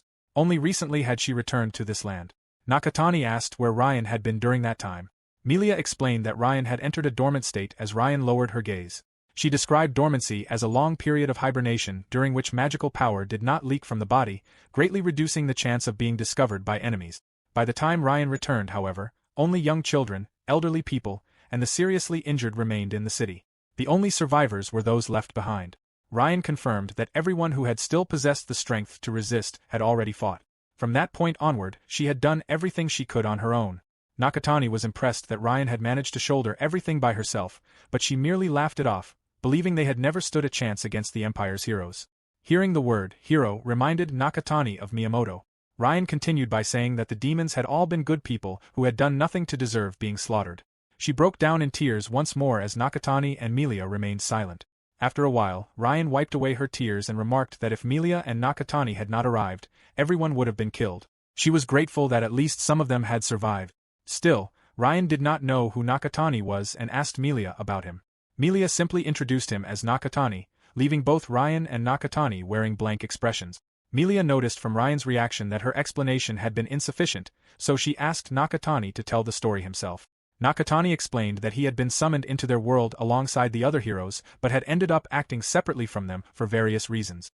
He assumed Ryan had already witnessed what had happened and understood that she regarded both the heroes and the Empire as enemies. Melia clarified that this meant Nakatani was on their side. Ryan found it hard to believe that a hero could be their ally. Melia asked whether Ryan had seen the battle and explained that Nakatani was stronger than the other heroes. Ryan accepted this, having seen Miyamoto treated like a child during their previous fight. Melia further explained that Nakatani had broken her seal and defeated the hero. Since a hero was merely a human, she believed it was more appropriate to think of Nakatani as a demon rather than a hero. Nakatani responded with an awkward smile. Melia then remarked that, although it was a little late, they had also found a clue for their counterattack. She asked Nakatani whether he had done well earlier, and he immediately understood what she meant. He cast Summon, the skill he had absorbed from one of his classmates, causing tiny creatures hidden within his clothing to appear around the room. Nakatani admitted that the skill itself was unreliable but observed that strength in numbers allowed it to accomplish many different tasks. Melia agreed and noted that the Empire was actually transporting goods using this ability. Nakatani pointed out that they had taken away the hero's power and acquired many of their supplies. He asked if this had been Melia's objective all along, adding that his own newly acquired abilities had merely been a byproduct, while Summon would likely prove extremely useful in the future. Ryan was astonished to learn that Nakatani could steal skills. Wearing an awkward smile, Nakatani clarified that the theft was only temporary for the original owner, whereas he could continue using the stolen skills permanently. Melia remarked on how extraordinary Nakatani's ability was. However, she also explained that the Empire already knew about his skill and had labeled it an unlucky skill. This caused Nakatani to wonder who had first described his power that way. Compared to abilities such as Hero and Ogre God, which possessed overwhelming strength, his power to pull things toward himself had indeed seemed unimpressive. Even compared with practical abilities like Healing Magic and Summon, which he had previously absorbed, his original skill had appeared insignificant. Only Melia truly understood the real potential of his power. Melia encouraged Nakatani to fight back. She then asked whether he had been responsible for dealing with the group they had encountered earlier. Nakatani immediately remembered the bandits they had defeated on the way to the abandoned castle. His wanted posters had already spread throughout the empire. Later that day, they returned to confront the bandits and finally understood what the empire had done. One of the bandits confirmed that their conclusion was correct and claimed that he had already revealed everything he knew. He pleaded to be released, insisting that no matter how many lives he had, it would never be enough if he continued rolling around there forever. Nakatani remained silent as he read the paper in his hand. At that moment, the silhouette of a monster appeared between the trees. Ryan asked for Nakatani's thoughts, and Nakatani admitted that he did not even know what to think about the matter. At the Holy Empire Valencia, Miyamoto struck a pillar in anger, leaving the castle guest room in silence. No one could bring themselves to look at him. Meanwhile, in the treatment room, several heroes were seriously injured. Akane checked on the hero from before, who explained that her arm no longer hurt, that not a single scar remained, and that she had even thought at one point that she was dreaming. She grabbed Akane in distress, worried about what would happen to them from then on, admitting that she no longer knew anything and that she was in so much pain. Miyamoto then turned his attention to Akane, insisting that she knew something as well. He pointed out that she had never properly explained her abilities and questioned what she was hiding. Akane urged him to calm down and reminded him that she had already told him her ability only improved her eyesight slightly, claiming that was all it did. She then declared that she would give everyone an answer, explaining that she had seen Nakatani's status with her own eyes. She asked Miyamoto if he remembered Nakatani's skill, and he recalled that it was sucking. He believed it had been an incompetent skill that merely sucked things in. However, the Nakatani Akane had seen during the battle possessed an enormous list of skills. The heroes were confused by what she meant, and Miyamoto questioned what she was implying. Akane maintained that she only had better eyesight and knew nothing beyond what she could see, leaving Miyamoto speechless. He cursed while thinking hard about Nakatani's seemingly cowardly power, but Akane corrected that assessment, insisting his power was not cowardly. Minace then entered the guest room as the discussion continued over whether they truly had to fight Nakatani. They questioned whether he was protecting the demons, began wondering if demons really ate humans, and considered what the Empire wanted from them. Another man entered alongside Minace. Akane looked at her with surprise and checked whether she was all right, telling her not to push herself. She also asked who the man accompanying her was. The man remarked that it was incredible to see the party of heroes in such a worn-out state and laughed that even their heroic strength had been of no help. Miyamoto seriously asked for his identity. The man replied that he wished to know the nobles of the country to which they were indebted.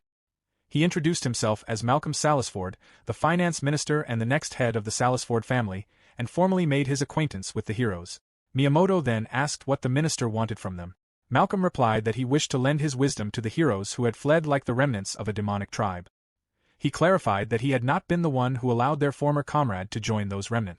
Malcolm pointed out that, if not for that, the heroes would have been in far worse condition. According to him, the other court nobles had not expected them to emerge from the dungeon alive, and he had been the one to handle the matter. He placed a hand on Miyamoto's shoulder with a smile and remarked that they could not afford to let things end like this. Otherwise, Miyamoto would simply be remembered as the hero who had been unceremoniously defeated by an imperfect skill. Miyamoto glared at Malcolm, who merely mocked the frightening expression on his face. Malcolm then stated that it was not too late for the heroes to demonstrate their strength. He offered to teach them everything about the demons accompanying Nakatani and about Nakatani's power, explaining that information itself was a weapon. He also revealed that he suspected Nakatani and the others might already be dead because someone he had sent after them might have killed them. He shared that he had arranged for anyone familiar with the underworld to recognize Nakatani's face. He added that such people usually appeared only in forests and ruins, so if the heroes wanted revenge, they should hurry as well. Unable to contain his anger, Onizuka punched one of the pillars before grabbing Malcolm by the collar in a fury. He demanded to know where Nakatani was and what he was doing. Malcolm calmly gave an order to the hooded man behind him, who carried Onizuka away while Malcolm remarked that heroes were savages. Onizuka cursed him and demanded to be released. Malcolm remained indifferent, ordering Onizuka to stay where he was because he would tell him. As he played with his mustache, he questioned what the big deal was. Onizuka grew even angrier, insisting that the answer should have been obvious. He demanded to know what tricks Nakatani had used and what he had done. Miyamoto joined in, insisting that Nakatani should not have possessed that kind of power because he had been a coward. Malcolm then mentioned that the Demon King's power was truly unbelievable. As Miyamoto looked at him, Malcolm explained that the Demon King had been defeated by the Empire 400 years earlier. He added that his family had built its reputation ever since. He then turned the conversation toward how to defeat them, chuckling as he claimed to know everything. They moved to the Salisford mansion, where Malcolm welcomed them as they dined while discussing power. Malcolm began by bringing up the dungeon they had first visited, the Imperial Underground Labyrinth. He explained that its true name was the Dungeon of the Demon King, as it had once been a city ruled by the Demon King. The resentment of the demons and a girl's magical power remained there, causing the number of monsters to increase without end. He revealed that the heroes had been sent on that expedition because it was the perfect place to test their strength. Miyamoto asked about the girl Malcolm had mentioned, and Malcolm explained that she was the Demon King's daughter. She had been sealed in the deepest part of the dungeon, and he remarked that he wished she had already been killed. Another hero asked if she was the same girl who had been with Nakatani, and Malcolm replied that he was fairly certain it was.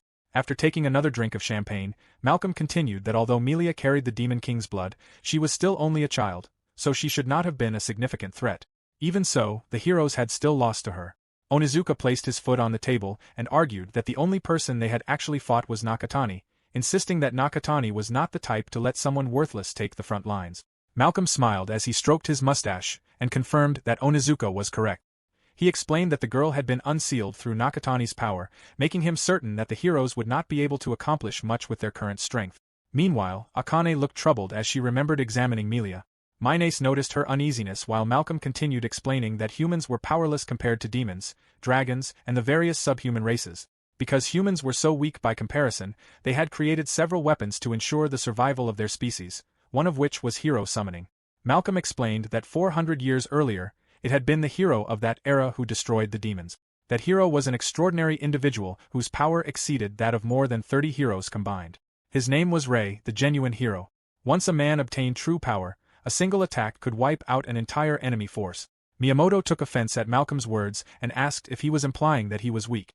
Malcolm answered plainly that he was, adding that he was disappointed because the heroes were inferior even to his private army. Another hero pointed out that Malcolm's guard had restrained Onizuka with only one hand. Onizuka slammed his fist onto the table, declaring that he did not care about the Demon King and only wanted to know about Nakatani. Malcolm agreed and explained that the reason the heroes were weak was also important. When Miyamoto asked what he meant, Malcolm revealed that heroes were originally capable of learning the powers of their opponent. Miyamoto questioned whether that was really possible, prompting Malcolm to explain that Hero Rei had been summoned into the world with extraordinary power.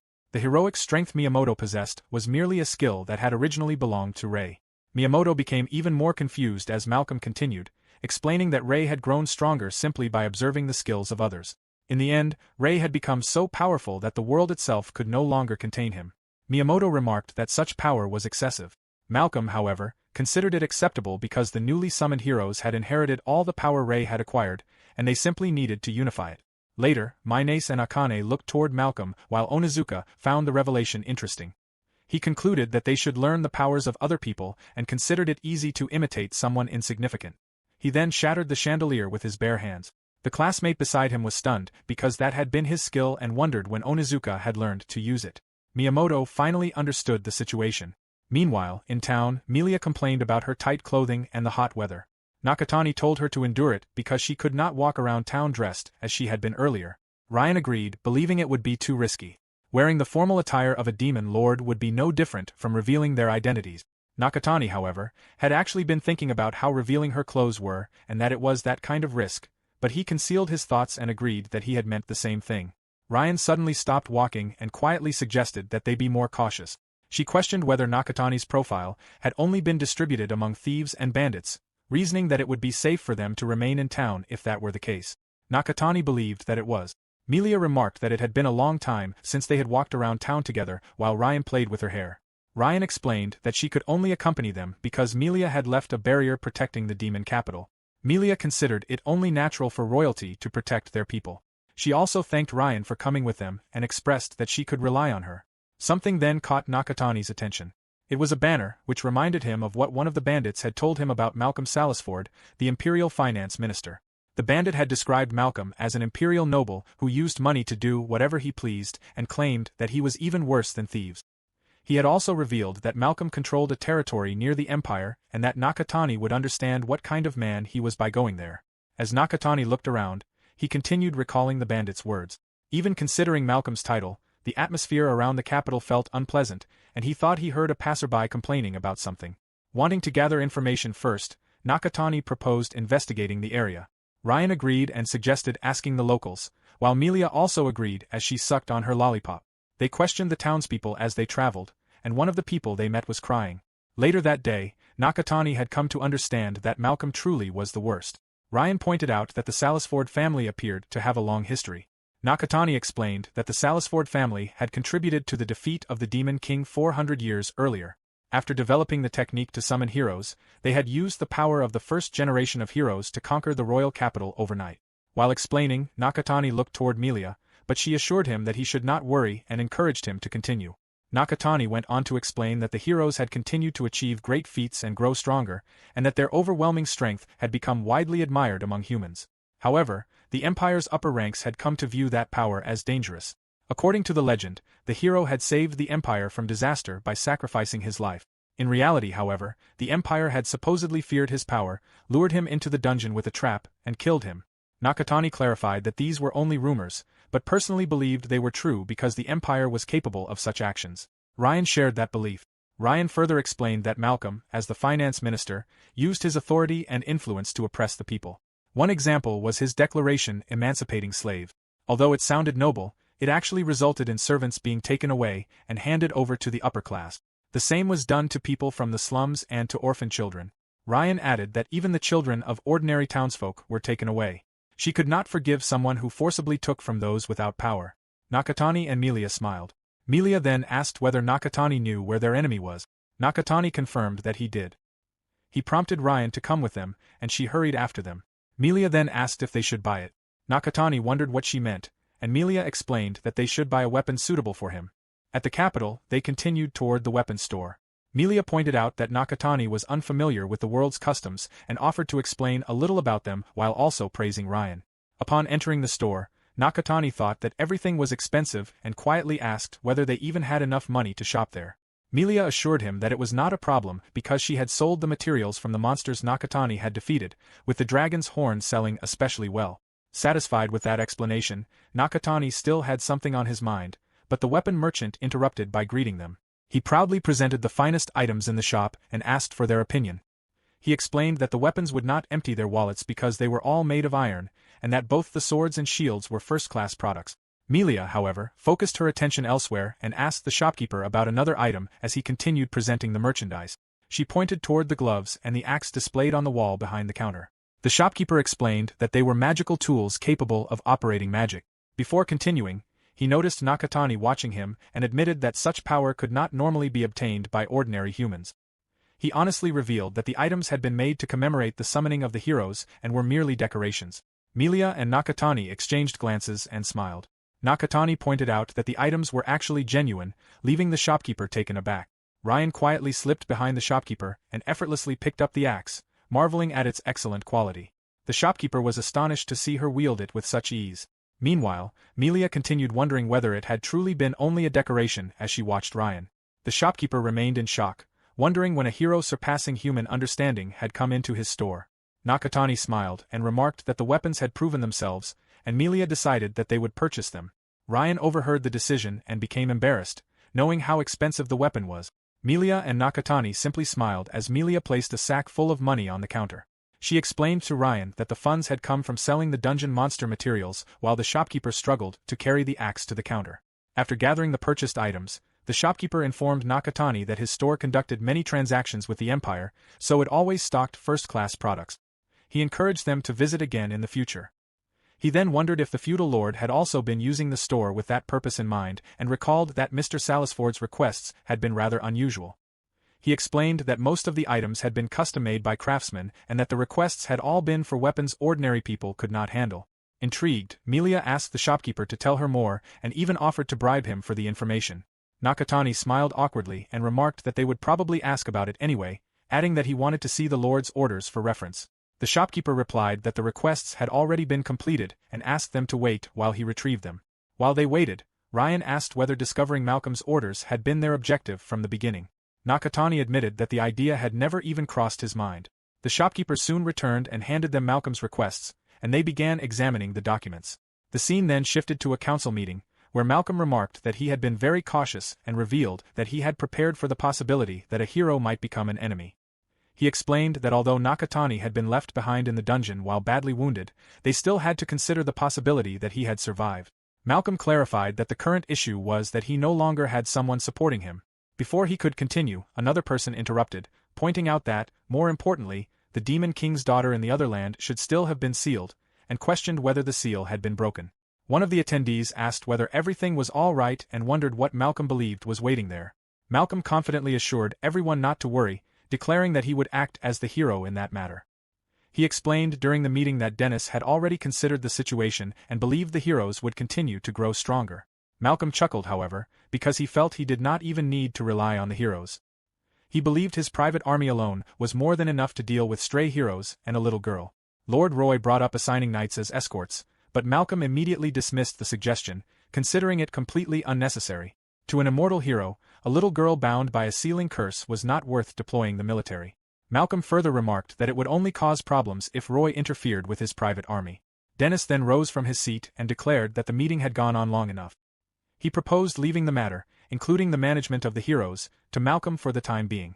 Malcolm also stood, agreeing to take responsibility. He smiled triumphantly as he looked toward the concerned Roy. After the meeting ended, Malcolm rode away in his carriage, laughing as he recalled the expression on Roy's face. He regarded Roy as incompetent and noted that Roy was close to Dennis, asking his guard whether he thought the same.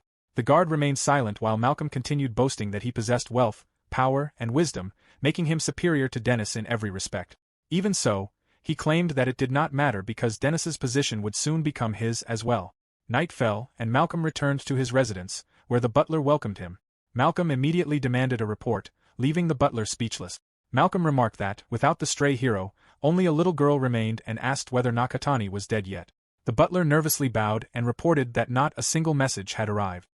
His anxiety deepened as Malcolm grabbed him by the shoulder, slapped him to the floor, and stepped on his foot while declaring that he hated joke.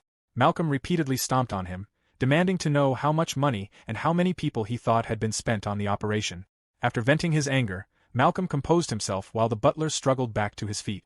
Malcolm asked again whether there truly had not been a single report despite sending so many people and wondered what was happening. At that moment, a voice from elsewhere in the mansion called Malcolm's name and informed him that someone had arrived. Malcolm immediately became uneasy upon realizing it was his father. He reported that he had officially taken responsibility for subjugating the stray heroes and assured him that everything was proceeding smoothly. His father warned him not to underestimate a hero's power and asked whether he knew exactly where the hero was.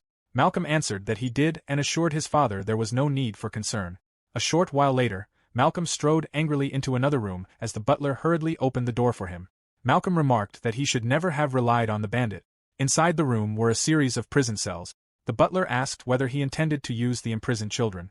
Malcolm called the butler an idiot and reminded him that their opponent was only a little girl who had been sealed away, so there was no need to go that far.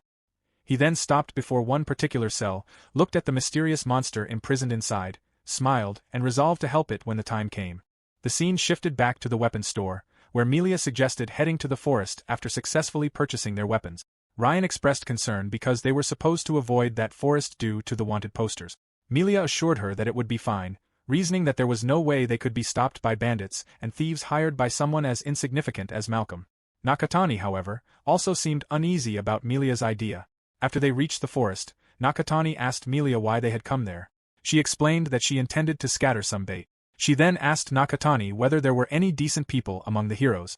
Nakatani admitted that he was not even sure whether Melia considered him decent and found the question suspicious. His thoughts briefly turned to Mina's. Melia chuckled and remarked that it did not matter because she was not specifically targeting Nakatani. Ryan asked Melia what she was planning. Melia explained that she wanted Ryan to help ease the dissatisfaction of the people living in the territory. Nakatani inferred that she meant allowing the heroes to deal with Malcolm, while Ryan quietly repeated the word, heroes, to herself. Melia explained that no matter how many crimes the finance minister committed or how much suffering he caused the people, nothing could be done while everything remained within his territory. Although Ryan believed Melia's reasoning was correct, she still had doubts. Nakatani, however, thought that the heroes were the ones most likely to act as outsiders in this situation. Besides, he could already think of a few who would certainly make a move. Melia approached Ryan and admitted that she was worried their plan had become complicated. Ryan reassured her that it was nothing.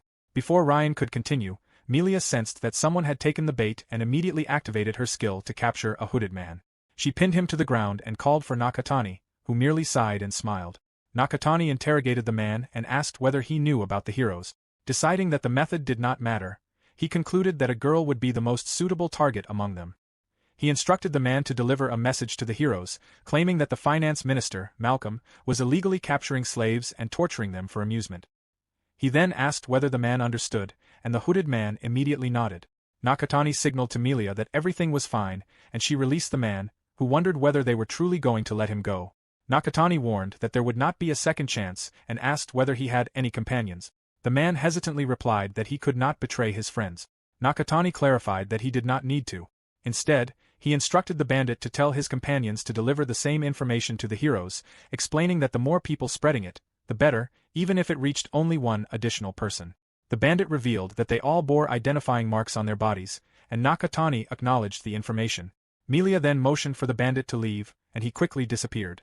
Ryan suddenly remembered that Melia possessed all kinds of traits. Nakatani smiled and remarked that it must have been difficult. Ryan responded that she thought Nakatani was quite remarkable as well. Melia urged them to continue through the forest.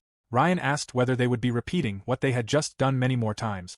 Melia explained that they had already gathered enough information on the finance minister, so all that remained was to lure him out and strike.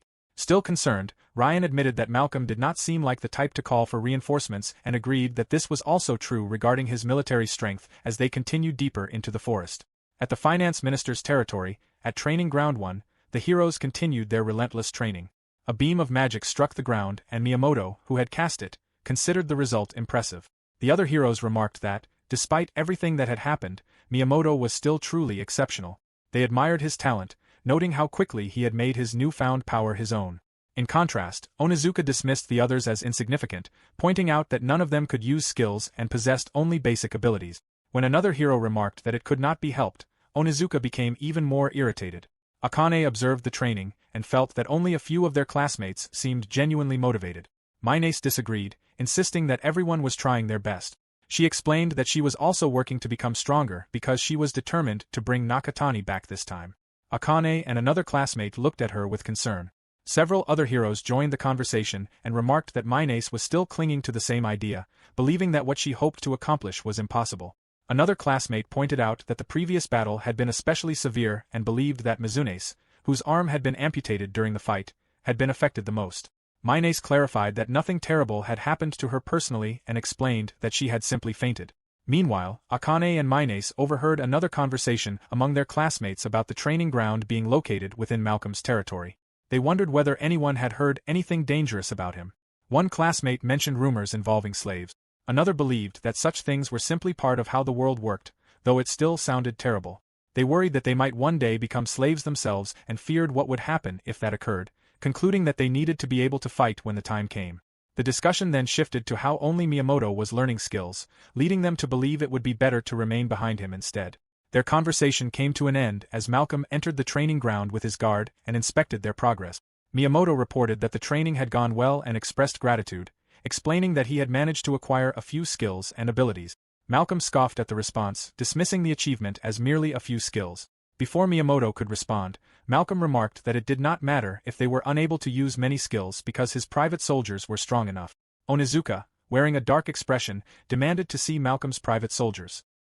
He argued that the hero's weak abilities were useless and suggested that, if Malcolm's soldiers were truly that powerful, they should simply hand their abilities over to him. Malcolm sighed as Onizuka continued pressing the matter, eventually pointing toward Malcolm's guard and stating that even seeing that one guard would be enough, dismissing him as nothing more than a puppet. Malcolm relented and called for his guard, allowing him to indulge himself. The guard removed his hood at Malcolm's order, revealing his imposing physique. The heroes were surprised by his appearance and noticed the numerous scars covering his body. Malcolm reminded the guard not to kill anyone. The guard remained silent while Onizuka mocked the scars on his face before confidently preparing to fight. Moments later, Malcolm chuckled, believing the outcome had been inevitable. Onizuka was kneeling on the ground with blood staining his stomach as he struggled to breathe. The heroes watched in silence while Malcolm concluded that it might be better if he took a more direct role in managing them, smiling menacingly. The scene then shifted to the kingdom, where they waited for the heroes to arrive, wondering whether they would actually come. Melia assured them that everything would be fine, reasoning that if the heroes did not come, they would simply lose their advantage. Nakatani recalled what they had done in the forest and wondered who would appear first now that their whereabouts had been revealed. He considered the possibility that it could be the heroes, Malcolm, or even both. Nakatani then informed the two that the bandit they had sent earlier had returned and reported that he had successfully delivered the message. Considering who the recipient was, Nakatani believed there would soon be some movement. Ryan asked who their opponent was likely to be. Nakatani explained that, among the girls in the heroes group, the one with the greatest influence over the class was Akane Seijo. Milia decided it was the perfect opportunity for Nakatani to tell them about the other heroes. She asked him to explain their influence, combat abilities, and, if possible, their skills. Nakatani nodded and began with Miyamoto, whose skill was hero. He explained that Miyamoto held the greatest influence among the heroes. Ryan recalled her encounter with Miyamoto, while Milia took particular interest in the hero skill. Nakatani admitted that all he knew was that the skill was powerful and that he did not know anything beyond that. Milia remarked that the information was not especially useful for the moment and asked him to continue with the others. Nakatani then spoke about Onizuka, the one who had attacked him. He explained that Onizuka possessed the ogre god skill, which Nakatani had absorbed. Although neither Ryan nor Milia considered the skill particularly remarkable, Nakatani regarded it as a genuine threat. Even so, he believed there was one advantage to Onizuka's ability. Since arriving in this world, Onizuka had repeatedly caused trouble for the people of the Empire through his selfish behavior. Nakatani reasoned that, now that they were enemies, Onizuka could become a convenient source of discord within the hero's own ranks. Ryan observed that, even with only Nakatani and Milia, Nakatani already held considerable influence in this world. She wondered why that observation seemed to please Milia so much. Nakatani then explained that the remaining heroes of interest were girls and that there were 4 people in particular they needed to pay attention to. The first was Akane Seijo, whom they had already discussed. Although Akane claimed that her skill merely enhanced her eyesight, Nakatani believed it was clearly more than that as he recalled the day they had all received their skills. Akane had always been good at reading the atmosphere and was adept at building relationships with all kinds of people, whether adults or potentially dangerous individuals. Milia inferred that Nakatani believed Akane could become useful. Nakatani agreed, explaining that it would depend on the impression Akane formed of Malcolm, though he believed it was likely. Thinking of the others, Nakatani believed that Sakai would prioritize her own safety above all else. She possessed both the influence and the skills to do so and would likely act in a way that placed pressure on Malcolm. Ryan asked about the remaining 3, while Milia wondered whether one of them was Minace, who had been infatuated with Nakatani. Nakatani replied that, regardless of whether she was infatuated with him, Minace was a valuable healer with recovery skills, and her influence among the heroes was comparable to Miyamoto's. He explained that, in the world they had come from, strength alone was not the basis for judging people, and Minace possessed qualities that made her well liked by everyone. Finally, Nakatani identified the last 2 heroes they needed to watch: Lino Nagisa and Kaido Sa. Kaido was the swordsman who had clashed with Ryan. Although Kaido and Lino did not possess much influence among the heroes, they were simply powerful. Milia asked whether Nakatani still believed that to be true from his own perspective. Nakatani admitted that he honestly considered the 2 of them stronger than Miyamoto or Onizuka. He explained that combat ability had not been necessary in their original world, but those 2 came from special families. He also recalled that Miyamoto had been involved in swordsmanship as well. Nakatani paused, and Ryan remarked that, after listening to him all this time, she was no longer worried only about the hero's arrival. Milia told her not to worry and asked Nakatani what he thought of Ryan's skill. Nakatani explained that he could easily handle her water blade, but believed her dragon technique skill still required more practice. He admitted that he still could not fully grasp the dragon technique. Ryan encouraged him, believing he would be able to master it soon, and Nakatani thanked her. Milia smiled at how well the 2 were getting along and remarked that all that remained was to wait. Meanwhile, in the capital, Roy was walking through the halls when a voice called out to him. Recognizing the Minister of Military Affairs, he let out a sigh before putting on a cheerful facade to greet Dennis and ask what had brought him there. Dennis replied that they should have been close enough for him to visit without any particular reason. However, he admitted that this time he had come with a specific purpose. He wanted to discuss the matter of the stray hero. Dennis informed Roy that they had identified the rogue hero's general location, although the finance minister appeared unable to track the group's movements. He also revealed that he had received some slightly concerning information and wished to entrust Roy with a new assignment. Roy assumed it concerned the subjugation of the rogue hero, but Dennis clarified that it did not. Instead, he wanted Roy to investigate the finance minister and, if necessary, purge him. After concluding the discussion, Dennis departed. Dennis then met with Malcolm and asked how the operation was progressing and whether everything was proceeding smoothly. Malcolm assured him that it was and claimed there were no problems. Dennis remarked that this was good to hear, explaining that the matter of the rogue hero was also of great concern to His Majesty, the Emperor. He reminded Malcolm not to fail, catching him off guard. Malcolm quickly regained his composure and confidently assured Dennis that he would not fail, but Dennis remained unconvinced and continued to harbor doubts. Dennis then brought up a slightly concerning story he had heard and asked whether they could discuss it. He clarified that it concerned Malcolm's territory and asked whether there had once been conflict with the beastmen living there. Malcolm hesitantly admitted that there had. Dennis interrupted, stating that he already understood the situation. Although very little evidence remained, he believed the beastmen's bloodlines still survive. He explained that the Empire had also struggled to develop that land and remarked that the beastmen who had once lived there had possessed extraordinary strength. He praised the Salisford family for its bravery in dealing with them. Malcolm smiled, but the expression vanished when Dennis declared that the beastmen's bloodline posed a threat to the Empire and therefore had to be eradicated completely. He explained that this was the very reason the Salisford family governed that region. Dennis then revealed that rumors had begun circulating that survivors of the bloodline still existed. As he prepared to leave, Dennis expressed his sincere hope that Malcolm would fulfill his role as a member of the Salisford family. Malcolm assured him that he certainly would. After Dennis departed, Malcolm became troubled, wondering where the information had leaked from. He worried that the situation had escalated to the point that Dennis had invoked the Emperor's name. Although he considered every development unfavorable, he concluded that his priority remained the rogue hero. He believed he could defeat Melia and eradicate her bloodline as well. His thoughts were interrupted when the butler hurried over and whispered something to him. Malcolm burst into laughter after learning that the rogue hero and the Demon King's daughter had finally been found. He regarded them as fools for choosing that location, as it had once been the dungeon where the Salisford family had annihilated the heroes. Meanwhile, at the training ground, Akane concluded that she had done everything she could against them and admitted that she had no idea what lay beyond that. Miyamoto silently gazed up at the clear sky. At the same time, Roy hurried toward Malcolm's residence with an irritated expression. Elsewhere, Nakatani, Melia, and Ryan made their preparations as every group began converging on the same location. Night came, and the heroes rushed to Nakatani and the others' location. However, it was revealed that the bait had been aimed specifically at Malcolm. By exposing their location, they intended for the midnight march to be the first to arrive. Their prediction proved correct, and Roy arrived on horseback, looking intently upon the location. Nakatani glanced at the smiling Melia and rose from where he had been sitting after sensing that they had arrived. The heroes could not believe that Nakatani would be in such a creepy place. Somehow, they felt even colder than they had above ground. As they progressed, one of the heroes noticed something along the way and recognized it as a horde of Tsumiki's summons. The other heroes could not believe the sheer number of summons before them, and even Tsumiki herself was stunned. The summons entered one of the arches, and Miyamoto finally found Nakatani, considering him a coward. Nakatani remained indifferent. Miyamoto reflected on how Nakatani had gained someone's skill without any effort and had deluded himself into believing that such a cowardly power had made him someone important. Still, Nakatani showed no reaction, which led Miyamoto to believe that he had nothing to say. Miyamoto then revealed that he had acquired some skills as well. With his newly gained power, he intended to prevent Nakatani from doing as he pleased any longer. Before Miyamoto could launch an attack, Ryan kicked him in the face and sent him flying. Miyamoto cursed at Ryan and noticed Nakatani getting away, but Ryan clarified that this was not the case.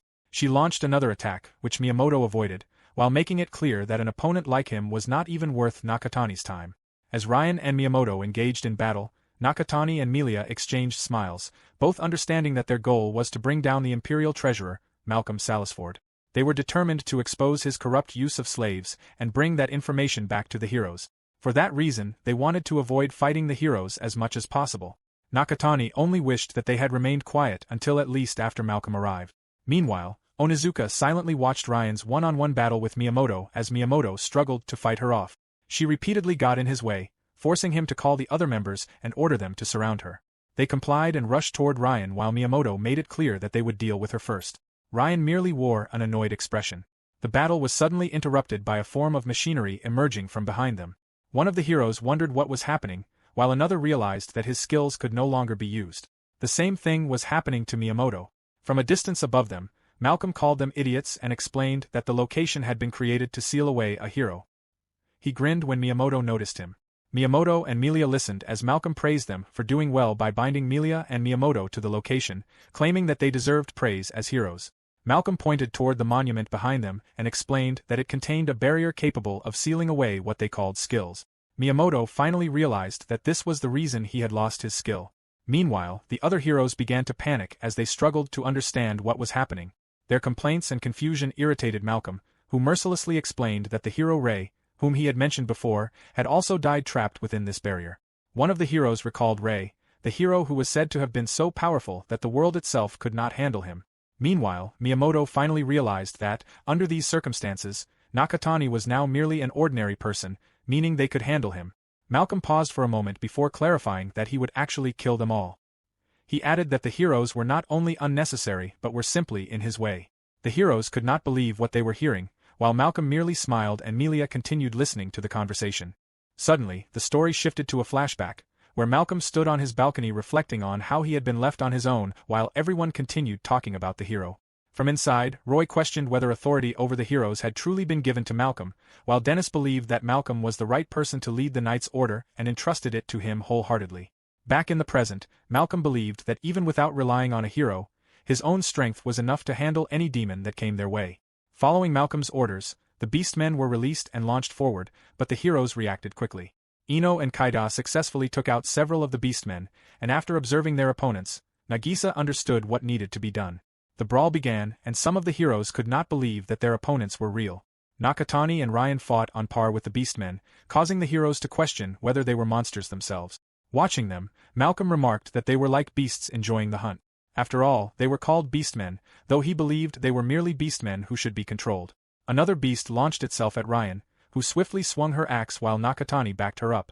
Ryan questioned how they were supposed to avoid defeating the Beastmen. Nakatani agreed that the Beastmen were not at fault and explained that they were cursed. The collars around their necks were restricting them under Malcolm's control. Nakatani explained that Melia could remove the curse to some extent, but she intended to use that ability only after releasing all the Beastmen because doing so was highly exhausting. Ryan then hesitantly wondered what they should do about the heroes and whether they were not allowed to be harmed either. Nakatani awkwardly smiled and nodded, noting that this applied only if it was possible because he did not want Ryan to kill them. Hearing this, Ryan smiled as she engaged in battle once again. Nakatani smiled as well and continued fighting the Beastmen while protecting the heroes. He sensed another monster approaching from behind one of his former classmates, but before he could take it out himself, Lino and Kaida had already dealt with it. Just as Nakatani had thought, only the activation of skills was sealed. Abilities incorporated into the body continued to function effectively. Nagisa entrusted Nakatani with the rear, and he remarked with a smile that she was reliable. They continued defeating the Beastmen one by one. One of the heroes remarked that they were too dangerous.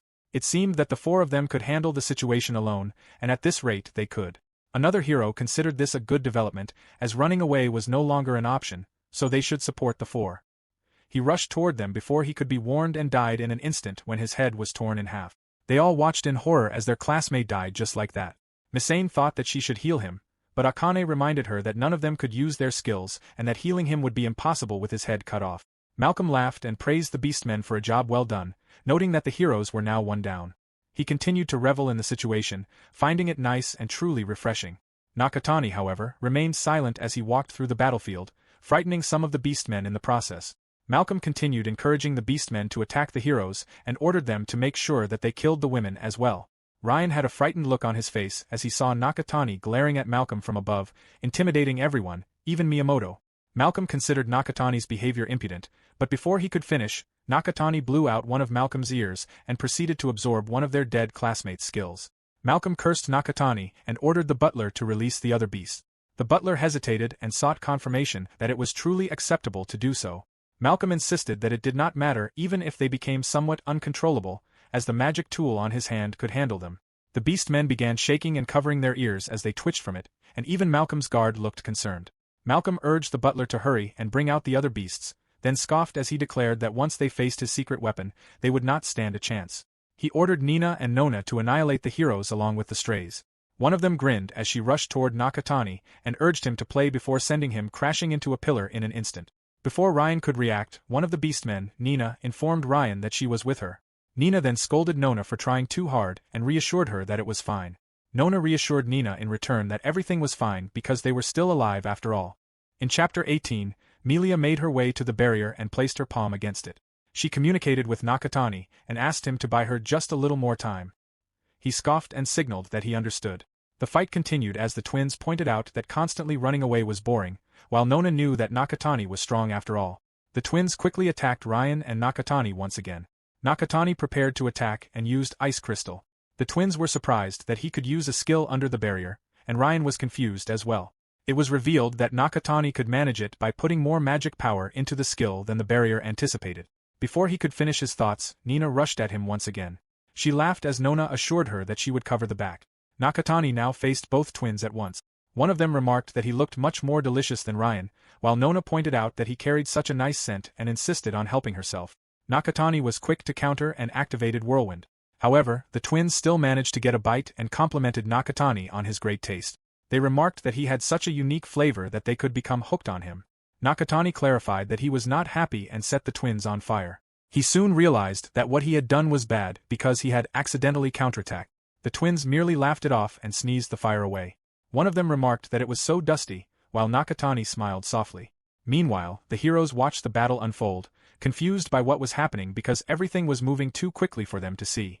They admitted that they might have underestimated Nakatani and reflected on how he was still managing despite the situation. They also wondered whether they could actually defeat Nakatani. Back in the battle, Melia signaled Nakatani that it was now fine. Melia cast Seal Reversal, and the target changed from skill to beast, restarting the technique. The activation caused the beastmen, as well as the twins, to shake uncontrollably before they passed out in the middle of the battle. The heroes could also feel their strength returning, while Nakatani caught the twins. However, the beastmen seemed weaker for some reason. One of the heroes approached them and remarked that, if they were in this state, they might be able to kill them now. He drew his sword and advanced toward the beastman, who looked terrified as the blade came closer. Nagisa stopped him just in time and questioned whether they really needed to do this now. Miyamoto insisted that they did because the beastmen were enemies. Before he could finish justifying why they should kill the beastmen, Melia arrived on the scene. Miyamoto looked furious as he called Nakatani out for always acting on his own and disrupting the situation.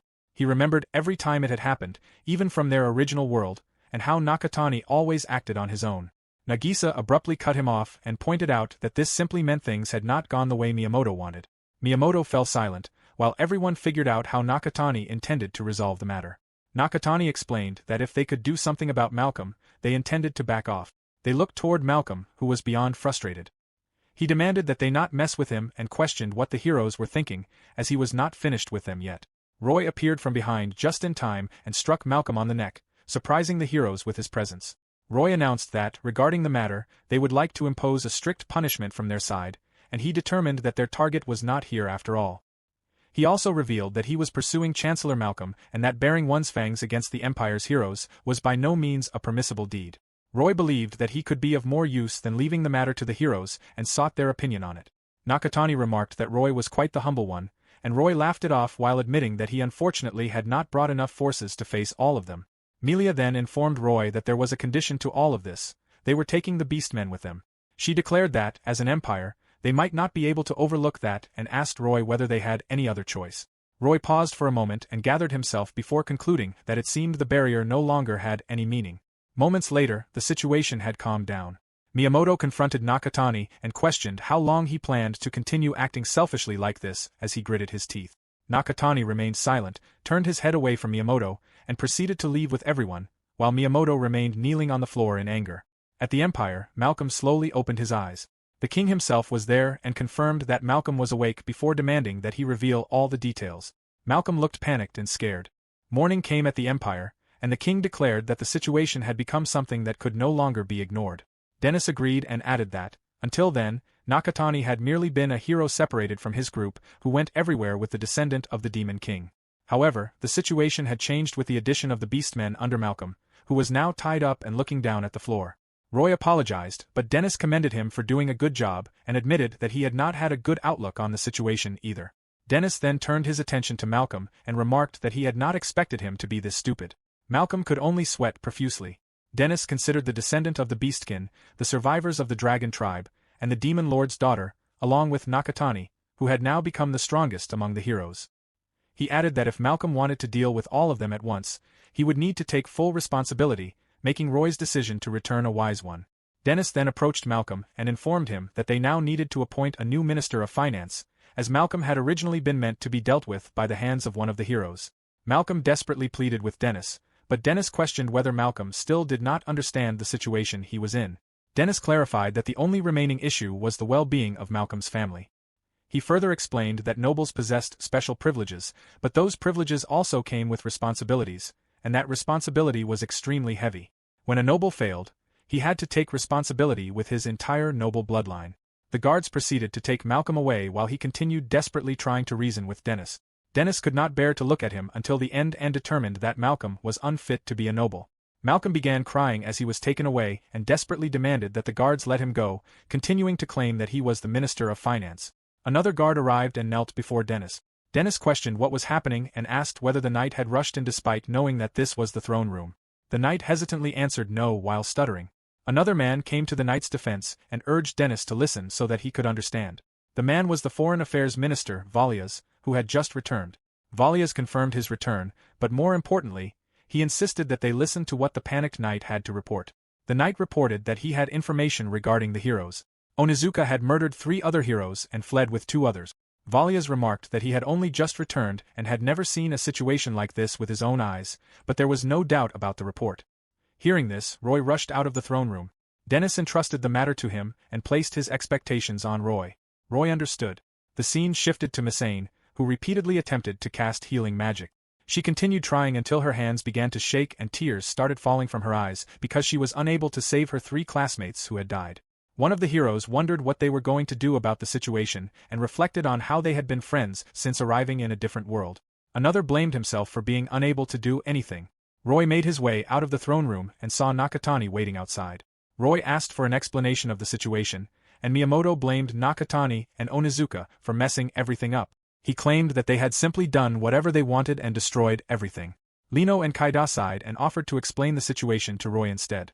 Roy asked whether Nagisa wanted to be the one to explain it, and she nodded. Back when the incident had actually occurred, Onizuka had been blowing up at one of their classmates.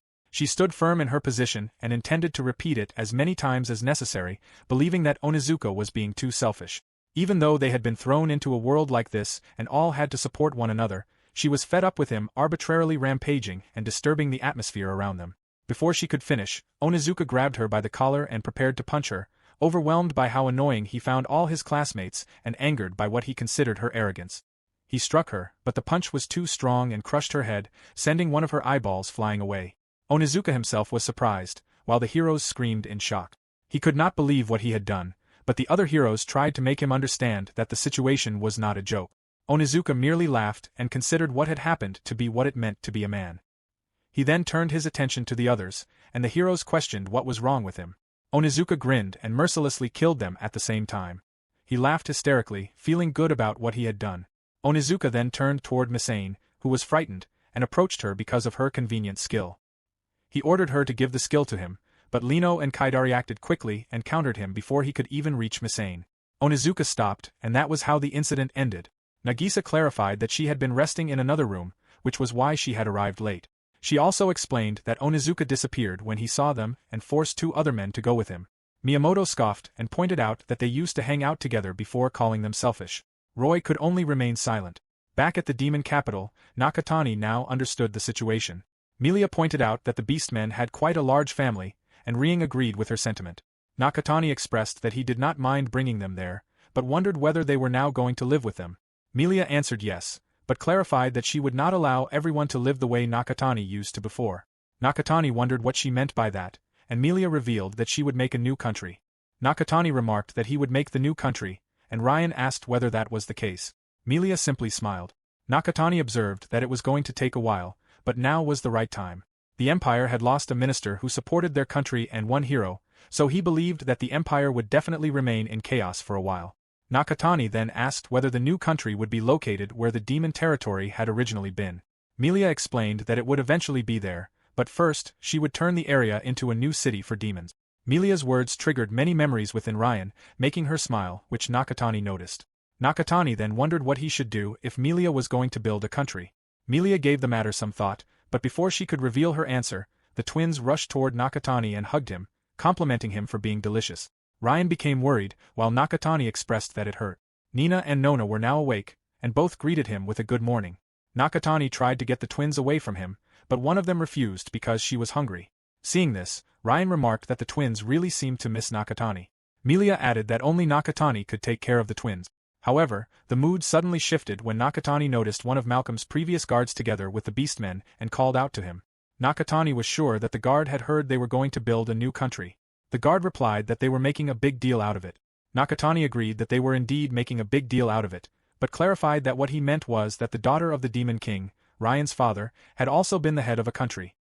He then explained that this was only his intuition and wondered whether the twins were from that kind of lineage as well.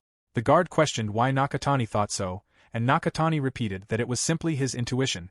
The guard glanced at the other beastmen, and one of them nodded. He then smiled and confirmed that Nakatani's intuition was correct. However, the guard clarified that the twins were not the same as demons and dragons.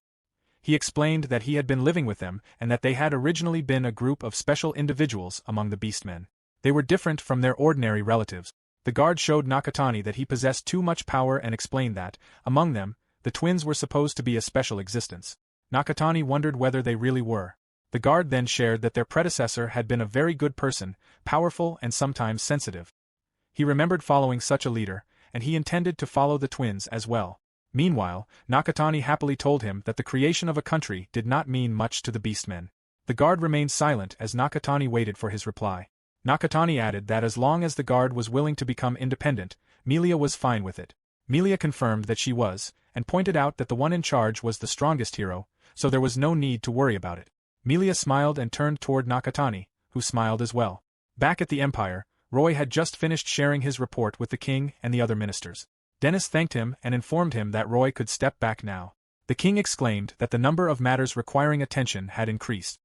He believed that he should have entrusted the management of the heroes to Dennis and instructed him that, from that point onward, Dennis would be responsible for handling matters. Dennis understood. The king remarked that, with the situation having reached this point, the hero Nakatani had to be dealt with as soon as possible. Valias added that Onizuka and the other heroes who had accompanied him, Suzuhara and Wajima, had escaped. Since the country possessed a large amount of territory, he concluded that the king would be unable to find the three of them once they disappeared into the wild. The king appeared more stressed than ever upon hearing this from Valias, but Roy assured him that the Empire's military had already tracked down the three. The ministers commended Roy, and the king ordered him to capture Onizuka and his followers depending on the situation, with their subjugation authorized if necessary. Furthermore, the king ordered Roy to take the commander Sieg with him. Roy appeared concerned, and the king questioned who else could stop Onizuka. Dennis pointed out that even Commander Sieg considered the three heroes difficult opponents and asked the king whether the other heroes could instead join the subjugation team under his control. Valias raised his hand and remarked that, in that case, he would be in charge of the Black Wolf army, making it potentially wise to entrust the strongest army to Minister Roy. The king remarked that he was certain Valias understood what his role was, but Valias explained that it concerned negotiations with the stray hero Nakatani. The king then questioned whether Valias was really willing to give up the Black Wolf. Valias clarified that he was not. At the same time, he asked the king whether they would truly be able to win even if they deployed all the forces they possessed. They were facing the strongest hero, the daughter of the Demon King, and a survivor of the dragon race. Furthermore, Malcolm had brought the beastmen under his control as well. Valias concluded that what they needed to do now was negotiate a ceasefire until the hero Onizuka was dealt with. The king could not help but agree. He admitted that he had known summoning heroes would not work and that, instead of meeting the expectations of the people, it had only ended up creating more problems for the Empire. Days later, Dennis held a meeting with the heroes. They asked what he wanted now and wondered whether it concerned a dungeon or Nakatani, as they could no longer handle either situation. Dennis began by thanking the heroes for joining them and explained that this time, they would have to participate in the Imperial Parade. The heroes expressed their dislike of joining and asked to simply be allowed to return home. Dennis remained silent for a moment before acknowledging that it must be difficult for them, but explained that if they did not do this, they would all be in trouble. One of the heroes asked what he meant, and Dennis explained that Nakatani, who had originally been a rogue hero, could still have his actions read. However, the three people who had newly become stray heroes were completely unreadable, and the Empire had no idea what they were doing. To the people, the difference between them and the stray heroes was currently negligible. In other words, Dennis wanted the heroes to understand that they were the only ones under the Empire. He explained with a smile that if the heroes caused a commotion before the information became known, their reputations would automatically be lowered, and he wanted them to understand what that meant for them. Miyamoto could do nothing but express his frustration, firmly believing that everything was due to their classmates' selfishness. Dennis agreed but encouraged Miyamoto, expressing his trust that Miyamoto would be able to change the situation. Dennis then made his way across the room and revealed that he had been missing the opportunity to unveil something for the longest time. He addressed Miyamoto directly, emphasizing that Miyamoto was now the one who would not need to feel ashamed no matter where he went, as he was the head of the group after all. Furthermore, Dennis pointed out that the small number of heroes was a happy miscalculation from the public's perspective. He acknowledged that there would still be confusion, but he presented Miyamoto before the heroes as a bright existence that would surely come alive, effectively boosting Miyamoto's ego once again. Hearing this could only make Kaido sigh. Akane then brought the stray heroes in question into the discussion. Dennis explained that the hero Onizuka and the 3 others would be handled by Minister Roy. As for Nakatani, Valias was already on his way to negotiate with him. Hearing this made Misane wonder whether they would come back. Akane smiled at her sentiment and invited her to go to Nakatani's place with her. Before the answer was revealed, the scene shifted to the abandoned kingdom. Nakatani thought that, for now, he was glad the beastmen seemed to be getting along as he watched their interactions from a distance. He admitted that he did not know what to expect when it came to building a country. However, it was clear to him that, first of all, everyone there wanted to create a place where they could spend their time peacefully. Nakatani resolved that, if that was the case, a little knowledge from the original world might prove useful. This prompted Ryan to ask what kind of life Nakatani had lived in his original world. The question made Nakatani ponder. He explained that the magic tools they had in this world were more prevalent in his original world, where arrangements were being made so that everyone could accomplish things through tools that performed what magic and skills could do. As an example, Nakatani explained that there were tools for carrying wooden logs, and that with such a tool, even a child could carry one. He wondered what kind of world they would live in if things were like that. He then cast his magic and helped the struggling child pick up the log, which amazed Ryan. This prompted her to wonder whether individual strength mattered if that were the case. Nakatani recalled his original world and thought that they had all done an incredible job, though he pointed out that there had been many tools they could use against their opponent. Milia wondered whether the hero over at the Empire made tools. Nakatani doubted it, believing that Miyamoto thought it would be more fun if he were the only one who was special, because the tools would destroy that premise. Nakatani honestly told Milia that even if he were to make them, it would take him some time. He then realized that he might be able to make tools for daily life.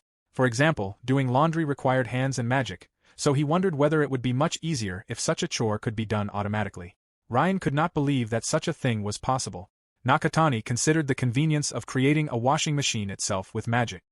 He believed that other appliances could be made in a similar way, but the problems would be securing the materials, obtaining the magic stones, and acquiring the money required for the initial investment.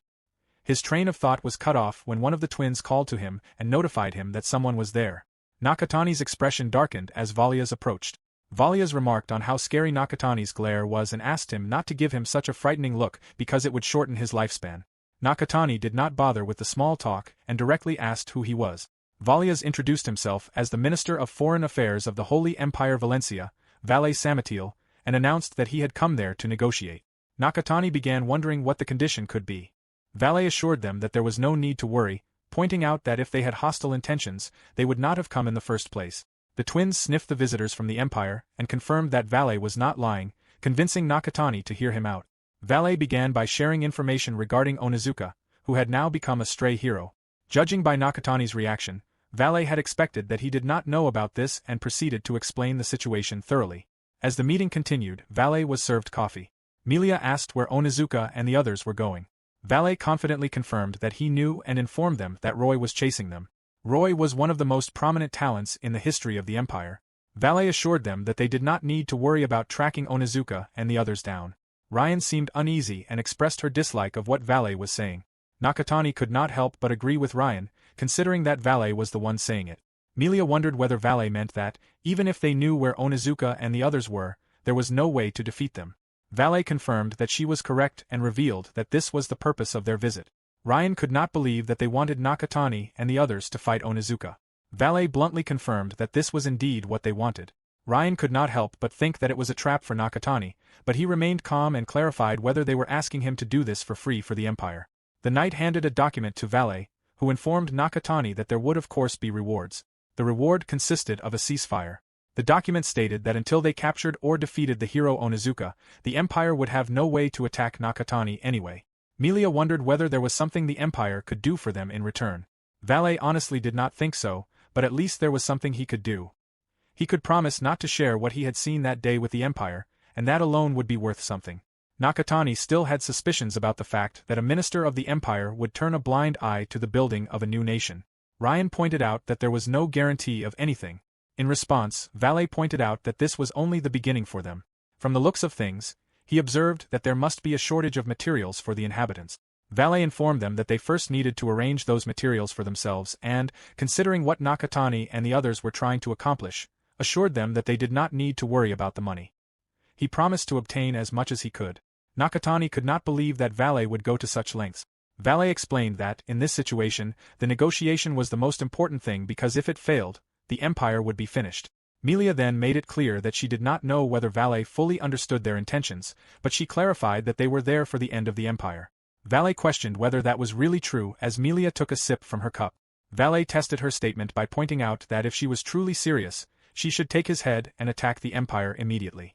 After all, a total of 7 heroes had disappeared due to the influence of the hero Onizuka, so Valet believed that Nakatani should know better than anyone what kind of influence that would have over the empire.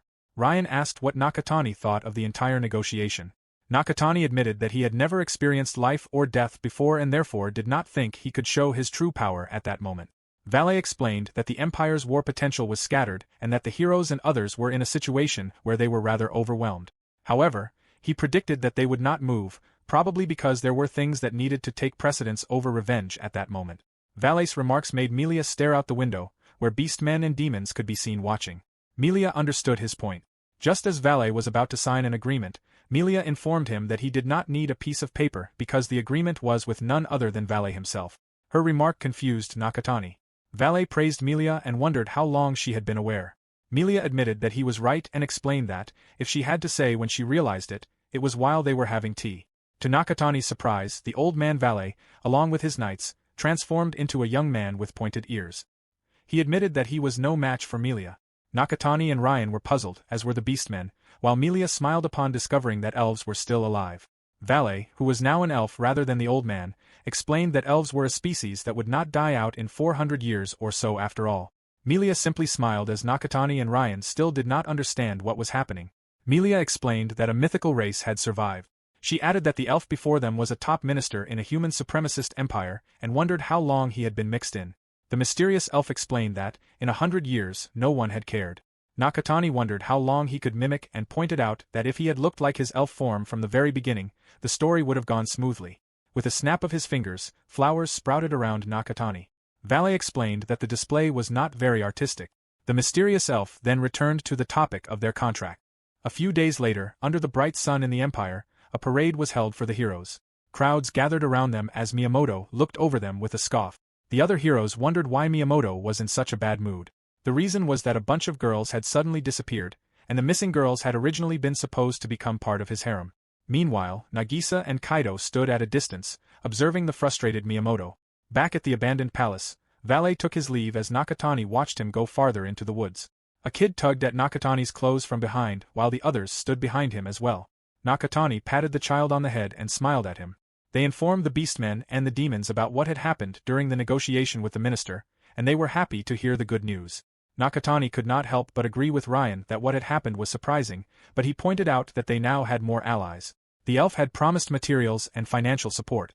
This meant having an ally at the core of the empire, while the human supremacist Empire Valencia was, of course, hostile toward the elf species. Melia reminded him that they had more things to do, and he agreed. Nakatani also pointed out that they had to do something about Onizuka and the others. Before he could continue, he saw figures in the distance. The hooded women were the heroes, leaving Nakatani to wonder why they were there. Meanwhile, Ryan became alert, and Akane announced her presence. Nakatani was puzzled by their sudden appearance. Misane called to him, and he acknowledged that it had surely been a while since they had last seen each other. Misane was in tears as she agreed with his sentiment. She admitted that it was nice to talk with Nakatani again. Meanwhile, Ryan remained on guard upon seeing her previous opponent, and the twins suddenly hugged Nakatani while glaring at the heroes. Akane explained that they had only come to play a little game with them. It seemed to Akane that she could not get through the exam, and Nakatani pointed out that she obviously could not. Nakatani wondered why his former classmates would be there, and whether the matter concerned the Empire again. Akane assured him that he did not have to worry because she was supposed to be on sick leave. Nakatani realized what Akane could do and questioned whether she could read his mind. Akane shrugged it off with a smile and indicated that she thought she understood Nakatani better now. She then shared something about Makin with the others. Before they went further into the discussion, they moved to a private place. The other hero from the previous fight held her own hand and thanked Nakatani for saving her. She had always wanted to say it but had never had the chance. She shared that, around that time, her head had been full of the terrible things done to her. She admitted her wrongdoings and acknowledged that she could have died. Nakatani acknowledged her apologies and commended her for at least noticing. He then asked whether her arm was okay now. She assured him that they were all good and thanked him again. Ryan simply smiled, and Nakatani directed the conversation toward another topic, assuming that this was not the only thing they had to discuss. Akane confirmed that he was right and revealed that she had a job for them. Misane hesitated for a moment before asking whether he would come back to them. She acknowledged that the Empire was in a lot of trouble, but expressed that she would rather be with Nakatani because she did not want to go back. Nakatani understood where she was coming from. Akane then asked, on the contrary, when they would be able to accept them, leaving both Nakatani and Misane puzzled. She explained that Nakatani was preparing to build nations and eventually the people as well. Nakatani then asked Akane about her eyes and how far she had seen. He was curious about the true nature of Akane's skill. Akane, however, stated that she would first go over her requirements and then explain the matter of her eye to him. Akane finally revealed that her skill was an eye capable of seeing through everything. If she thought about wanting to know what might be inside a person's head, she could see through it. Insight was the name of Akane's skill. She also pointed out that she could see Nakatani's skills and asked whether they were now willing to believe her after she had shared her skill with them. Nakatani admitted that he did not really care much about her skill in the first place. He thought that if they had any hostile intentions, they would not have come there with only 3 people. He complimented her skill for being wonderful. Akane thanked him but pointed out that her skill was also troublesome to use. She explained that she had to think about what she wanted to know, and the limit of her skill was that she could not see what she did not think about, meaning that some things would escape her sight. Milia wondered if Akane had come there to let Nakatani use absorption on her. Akane assured her that it was fine but offered to leave it to her instead. She meant breaking the seal, and offered to find out about it for Milia from the Empire. Milia chuckled and wondered how far Akane's eye could see with it. Meanwhile, Misane asked if Nakatani's skill was to pull things. Nakatani explained that his skill, absorption, was meant to snatch skills from other people, startling Misane. He added that the person he stole from lost their power for a brief period of time and apologized for what had happened. Misane could finally piece together the events that had happened during that past fight, and she assured him that what Nakatani had done was all right, as she believed she was incapable of fixing Tsubomi's arm so nicely. Akane did believe that Nakatani's skill was quite dangerous, but she pointed out that Milia's power had been sealed. She explained to Misane and Tsubomi that Nakatani and his group wanted to make a country there and also wanted to regain her lost powers. Akane thought that they would stick to Nakatani's side, and Tsubomi was quick to go along with her. Akane expressed that she did not mind either way, but posed the question of whether it would be a good idea to earn some points. Nakatani said that it was fine, but asked whether Akane really planned to come there. Akane stated that although her skill could be convenient, it was not suitable in battle, so naturally, she would go to the safest place there was. Nakatani smiled as Akane continued and admitted that perhaps she was that kind of person. She then said her goodbyes and promised that she would return after collecting some information. At that time, Akane would come with the intention of not going back. Misane looked concerned for Akane along with Tsubomi, but Akane simply smiled and indicated that she had said everything she needed to say before taking off. On the way home to the Empire, Misane called Akane and asked if something was wrong. Akane remembered that Misane could not see what she had seen and shared how incredibly dangerous they were. Just by lightly looking at them, Akane could see that all their members were complete monsters. She expressed how glad she was that she had managed to stay alive. Misane laughed it off, believing that Nakatani would not do such a thing. However, Tsubomi was worried and asked whether they were really that dangerous. Akane answered blankly that they were and admitted that she honestly thought she was lucky. She could only see that Milia's powers were being suppressed, so she had made a bet. If that bet did not pay off, she believed that they had no real value to Nakatani and Milia. Tsubomi looked even more worried as they rode the horse. Additionally, Misane brought up that even if Nakatani did not think about it, they were simply in this kind of world. The scene suddenly shifted to a man being choked by the now stray hero, Onizuka. He threw the man to the ground and mercilessly watched him struggle to catch his breath. Onizuka regarded them as pieces of shit, while one of the heroes who had gone along with him wondered whether they could keep living this kind of life every single day, robbing people and killing them. Onizuka exploded at them and urged them to use their heads to think about it. He went on about how this was a dream and how messed up it was that they had suddenly been thrown into this world. If not for that, he would never have been beaten by someone like Nakatani. One of the heroes asked Onizuka what he was going to do and pointed out that they were all being chased there, so they could not go home like that. Onizuka simply laughed it off and stated that even if it was all a dream, they could do whatever they wanted. He went near a young woman and continued that it was because they were heroes who could steal the powers of those they killed. Onizuka's friends pointed out that it was because he was Onizuka who could do that. Onizuka asked whether any of them had actually tried. He smiled as he pointed out that they had such a convenient power and that it would be a waste not to use it. He questioned whether that was a good enough reason and added that they were being chased by the Empire and their heroes because they could not do what they wanted. If they did not become strong, they would remain unable to do so. Therefore, Onizuka concluded that the only way forward was for them to become stronger. Back at the palace, the materials promised by Valet arrived. Milia and Nakatani smiled as they watched their plans come to life. The elf Valet pointed out that it was quite a surprise that Milia could not take her eyes away from humans even for a moment. However, Milia brushed it off and was more concerned about whether it was all right for him to appear openly in his elf form. Valet explained that, on the contrary, talking with Milia in his other form would be in poor taste, while his current appearance was rather inconspicuous. The twins dozed off as they continued their discussion. Valet admitted that although it had only been a few days, the reconstruction work had progressed a fair bit. He added that the items he had brought that day would help the castle town flourish further. Milia acknowledged that there was much to be done, but more importantly, she asked Valet about the matter he considered more important. Valet proceeded to tell Milia and Nakatani about the subjugation of the hero, Onizuka, and how the heroes would start moving soon. Valet believed that for all the heroes to be mobilized just for 3 people, Onizuka must have become quite strong. Nevertheless, it seemed to Milia that no one else could compete with him. From Valet's point of view, though it might have been excessive consideration coming from an old man, he transformed into his human form and expressed his belief that even Nakatani, who was considered the strongest hero, might struggle against such a strong opponent. Meanwhile, the other 2 heroes accompanying Onizuka were tired from walking all day. They hated it and wondered how Onizuka's physical strength was always increasing. Onizuka scoffed at them as he urged them to hurry because they would not be moving to the next place. The 2 could do nothing more than exchange a glance. Onizuka went through the bush and seemed to have found what he was looking for. The heroes accompanying him were puzzled when they saw the establishment in front of them. Onizuka prompted them to go forward. They became worried because the number of people in the place was bad news. The people inside, who looked like criminals, demanded to know what Onizuka wanted from them and laughed as they indicated that he was already dead the moment he arrived there. Onizuka remained silent while they continued, confident that he would soon be begging them for a quick death. One of the bandits asked his fellow bandits when they had last skinned some poor bastard alive and stuffed him up. Onizuka finally understood what kind of people they were and stated that they could thank him because their deaths would come quickly.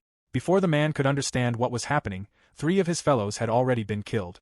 Onizuka then jumped toward the man and mercilessly killed him in a flash. The men realized the severity of the situation and called for more men to come inside as Onizuka continued killing them, even brutally cracking their heads together.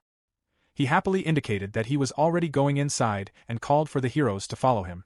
The heroes could not believe what he was thinking as he declared that, from that day onward, the place would be their stronghold. They progressed inside, confusing the unaware residents. Before the residents could react any further, Onizuka had already killed them. He remarked that the small fries who kept appearing were not useful. Onizuka proceeded to kill with indifference, causing concern among the other heroes. He stared at a relic and declared that it was what he had been looking for. One of the heroes wondered how the place had been made to look like a cave and whether it was a nest for goblins. A terrifying voice answered that this was exactly the case, and the creature from inside realized that they were the ones making noise outside. The 2 heroes looked terrified, but Onizuka had a grin on his face. The goblin found them interesting and boldly declared that they would not even be able to leave the place. Onizuka instantly killed the goblin with a single blow and forced the remaining goblins to choose between making him their chief or dying. The goblins watched in fear along with the heroes, while Onizuka smiled widely. Back at the Empire, the town was as lively as ever as the heroes continued to be celebrated. Misane noticed a hat and brought it to Akane's attention because it looked like hers. Tsubomi also saw that even her sword was there, and Akane found it amusing that they were not even able to participate in the parade at all. Akane thought to herself that even though she was practically a trapper in the royal palace, she had been given permission to go shopping within the city, which had suddenly become so hectic. However, whenever she thought about what they needed to do now, she could understand. They continued making their way through the busy crowd toward the Empire. After they made it back, Dennis thanked them for answering his summons. Miyamoto asked whether Dennis wanted them to go parading once again, and Dennis answered that this time they should have full assistance, putting Miyamoto off. Dennis then took back his word after realizing that it would not be necessary this time, as the task of unveiling the heroes in the imperial capital had been completed. Now, Dennis would have them participate actively in showing their abilities for the whole empire to see. Miyamoto asked what Dennis meant by participating actively. Dennis explained that the country was quite big and was organized by placing lords in charge of administering regions while cooperating with each other. However, there were lands that remained outside their control, such as the Great Dingworth Forest. Dennis explained to them that the forest was infested with rogue element. Furthermore, those elements were hindering the free circulation between the territories, and as a citizen of the Empire, Dennis was not happy about it. Miyamoto finally understood that Dennis had summoned them to exterminate the opponents in the Dingirth forest, and Dennis confirmed that this was the case. However, Dennis shared that he had received news that a massive group opposed to them had already been annihilated. Dennis looked toward the mysterious man, who awkwardly smiled as he greeted the heroes and introduced himself as Jiggy Vlad. He shared that he was being pressured by a certain commander. The girls could only remain silent as Vlad continued smiling. He noticed the tense mood in the room and laughed it off, assuring them that they did not have to be so on guard. Miyamoto, however, maintained a suspicious look. Vlad simply brushed it off, admitting that he was used to this. He pointed at his eye patch as he revealed that this time they had been tasked with dealing with a stray hero. Miyamoto immediately thought of Nakatani, but Vlad abruptly cut him off while trying to calm them down and clarified that it was the weak one, Onizuka. Vlad informed the heroes that Onizuka had already dealt with a hostile group, which was the good news, and expressed that his workload had consequently been reduced. However, one of the prime ministers had a stern look on her face, frightening Vlad. He then proceeded to explain the bad news. Onizuka had been collecting members as of late, so he had most likely created a new group of his own by calling himself chief. Furthermore, the group of bandits he had hijacked was already a huge organization to fear. The heroes could not believe it as Vlad continued by explaining that, if the forces from various regions were counted, their size exceeded 1,000. Therefore, there was no longer any preparing for a war situation. Simply put, all of them would be sent to fight in this war. The heroes remained silent as Vlad continued. The main forces participating in the operation would be his Black Wolf army and the heroes, though there was also the possibility of other friendly forces coming to support them. Miyamoto thought that this was unnecessary because, for the likes of Onizuka, they were more than enough. Vlad simply smiled as he listened to him and complimented Miyamoto's motivation, but admitted that he did not see any benefit for themselves. Since they had Dennis, Vlad pointed toward him for a further explanation. Dennis continued, assuming that the heroes already knew that the Salisford family had perished.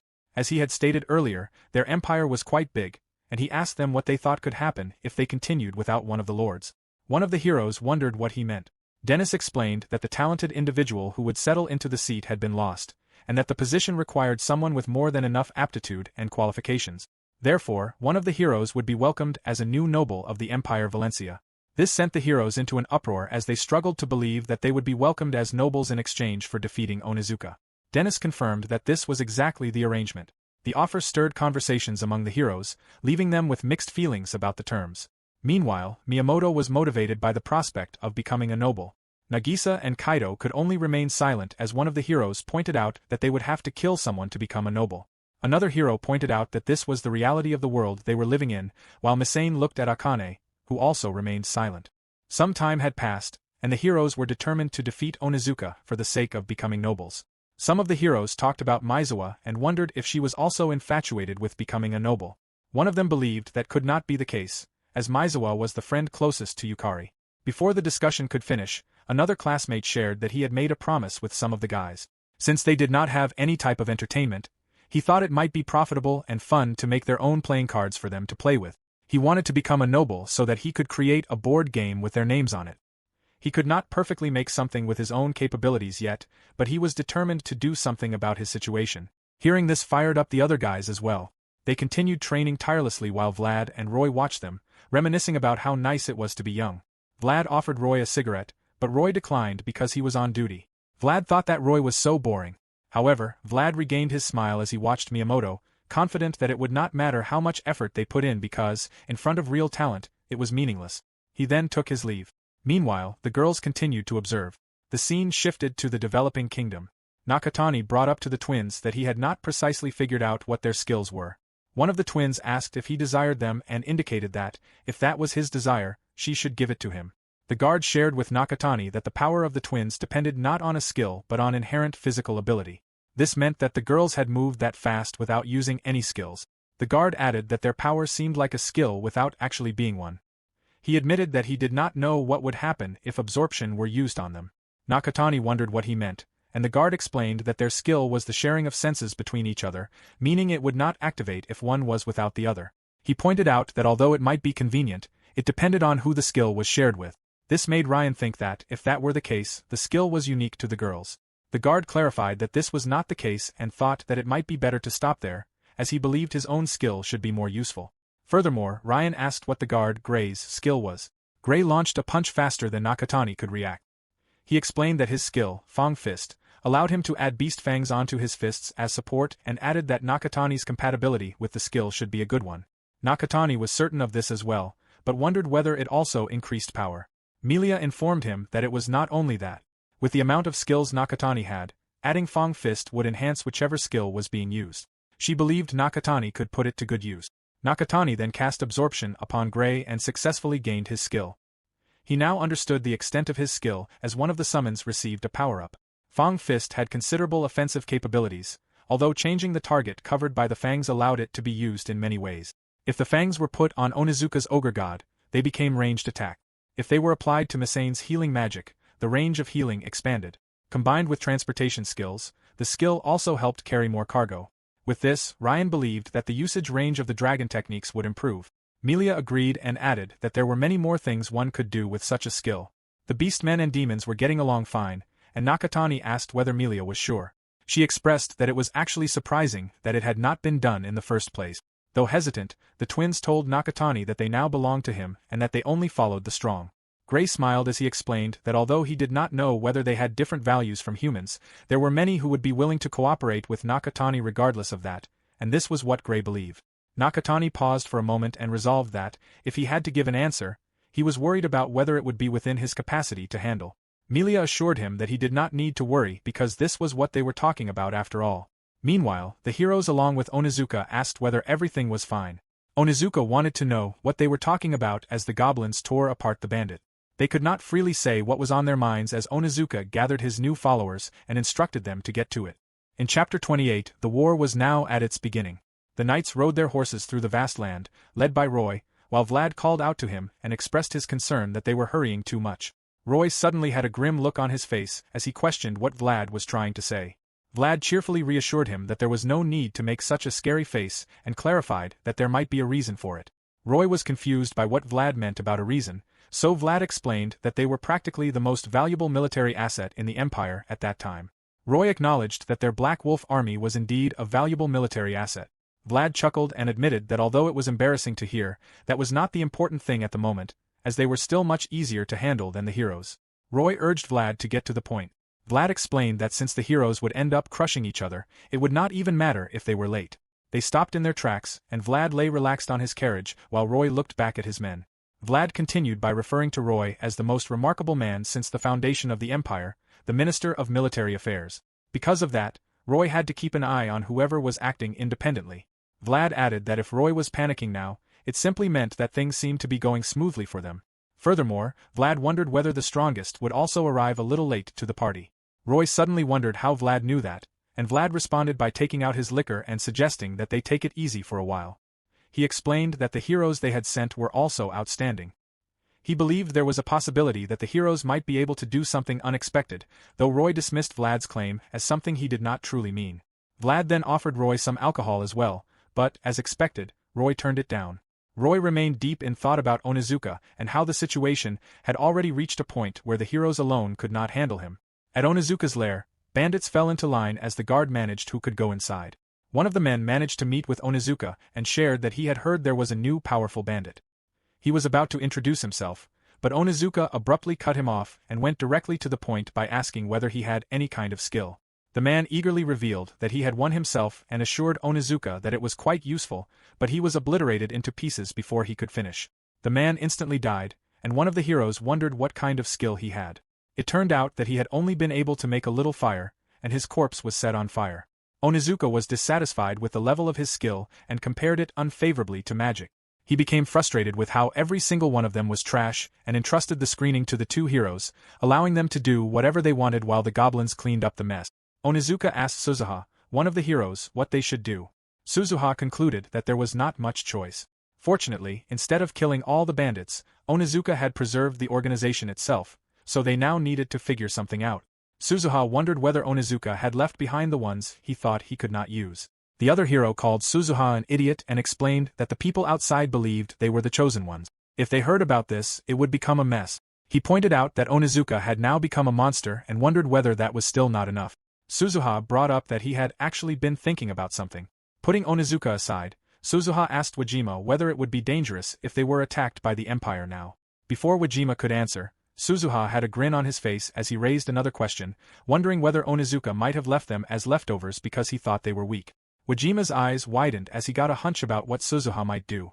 Suzuha was determined to go through with it, believing that if they did not do it, they had never had any other way to survive from the beginning. Suzuha resolved that if he were to return to their class, he would never feel comfortable with them again, even more so if they returned to their own world. As Suzuha was about to be killed, Wajima closed his eyes. The scene then shifted to the heroes on their way to Onizuka's lair at full speed. Miyamoto could see that they were almost there. The Commander Knight pointed out that their opponents were bandits who had to receive swift judgment to the last, even if they had originally been their companions. Miyamoto understood but turned the question back toward him, believing that the real question should be who would ultimately bring Onizuka down. As a hero, Miyamoto could not let this slide and intended to stay true to his decision. The Commander Knight looked concerned but said nothing as they continued toward the lair. Eventually, the Commander of Knights could only agree. One of the heroes then noticed what had happened. With this many people, they had only anticipated around 1,000, but the people lined up outside clearly meant they were facing far more. The situation was extremely dangerous. Looking at the busy line, the hero could not believe it, as this was not what they had heard. One of them questioned whether these were all of them and tried to reassure himself that they were not the only ones coming, since Vlad and Roy were also joining the battle along with their army. Miyamoto, however, remained unfazed and rushed to the front, encouraging everyone. The others questioned what Miyamoto meant and wondered whether they should wait for the Black Wolf army so they could charge together. Miyamoto continued charging toward the lair regardless. The Commander of Knights followed Miyamoto, and although the other heroes were hesitant, they eventually followed his lead. As they rushed into the lair, the scene shifted to the developing kingdom. Nakatani left Gray in charge and wondered whether it was fine. Gray confirmed that it was, as he had no better options. Meanwhile, the young demons believed that no one could outdo Gray and invited him to play with them. Gray was now confident and assured Nakatani and the others that they could leave everything to him without any worries. Nakatani expressed his gratitude. They then went their separate ways, and Nakatani spoke with Melia about how there was no mistake regarding the time specified by Valet. Melia did not have a single doubt about it. Ryan, however, noticed that something was wrong. Although Nakatani could not pinpoint what it was, he felt uneasy about everything. Back at the war, Kaido effortlessly took out the bandits along with Nagisa, who dealt with them swiftly. As they reached the entrance with Miyamoto leading them, they looked around and heard a voice complaining about the noise. It was Onizuka, accompanied by Suzuha and Wajima. Miyamoto scoffed as the time for their confrontation finally arrived. One of his fellow heroes angrily rushed toward him and questioned why he had killed Suzuki and Dejima. Miyamoto looked irritated, while Onizuka simply shrugged it off because, in his eyes, those people had been weak. This angered the hero even more as he remembered how happy they had been about Yagami's invention and how it had truly been the best thing they had found since there were no real sources of entertainment in this world. One of them had suggested that Yagami sell the invention and pointed out that they could still make more. Yagami simply smiled and explained that the ones they currently had were not good enough to sell, but that they might become sellable once he improved himself further. One of Yagami's friends commended his alchemy skill and wondered whether he could make almost anything. Yagami explained that it was not quite that convenient. Suzuki's calculation was better, and it was even possible to fight with it, something Yagami was envious of. Suzuki could not believe that his skill would be used for battle. While casting magic, it also helped him make fine adjustments in his head. Furthermore, Dejima expressed that he finally felt better. It had been a tough time for them when Baba died, and he did not want to recall it any longer. Even if it was unpleasant, they had to change the mood because any of them could be next. Suzuki then pointed out that cards were a good idea but suggested that Yagami create chess or shogi instead, as the world was really behind when it came to these kinds of ideas. Dejima cheered Suzuki on, and Suzuki added that making games like Go or Othello could also be profitable. With Suzuki's calculation, he could put everything together in a nice way, and he resolved to use his knowledge of games from their world there. Hearing this made Yagami smile, and he joined them in making a pact that when they became millionaires, they would eat good food. Back in the present, Yagami was still mourning his friends. He vented his frustration toward Onizuka, believing that the people he had killed did not deserve to die. He brought out his sword and declared his determination to fulfill the promise he had made with them, to make games known to this world and become rich. Onizuka instantly took him out. The heroes screamed in agony as Yagami lay on the floor. Onizuka dismissed him as trash that should not be daydreaming and made it clear that in this world, they were nothing if they were weak. Onizuka asked what was wrong with them now, provoking them with his words as he finally understood that they were scared of him. Suddenly, Mizawa rushed forward to land a hit. She confronted Onizuka over Yukari's death, believing that Yukari was not someone who deserved to be killed by someone like him. Onizuka avoided her attack and recalled that Mizawa was the rich model girl. He smiled as he reminded her that, in this world, even if she had been a pampered girl with money or position in their original world, none of that meant anything there. Mizawa prepared for another attack, but Onizuka swiftly dodged again.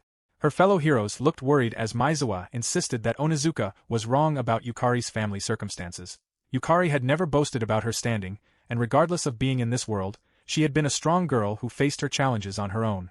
Onizuka did not care. Without much effort from him, Yukari had ended up dying like nothing. Just as he was about to kill Mizawa, Kaido arrived in time. Onizuka scoffed and called for the other two heroes accompanying him, making it their turn. Wajima and Suzuha rushed to fight Kaido and Nagisa. Kaido questioned why they were doing this, while Suzuha grew frustrated and explained that they already had no choice but to do so. Tears streamed down his eyes as he launched an attack, which Kaido dodged. As the other heroes watched, they realized that Suzuha and Wajima were this strong. Suzuha continued attacking Kaido, and managed to get a hold of his sword, insisting that there was no turning back for them anymore.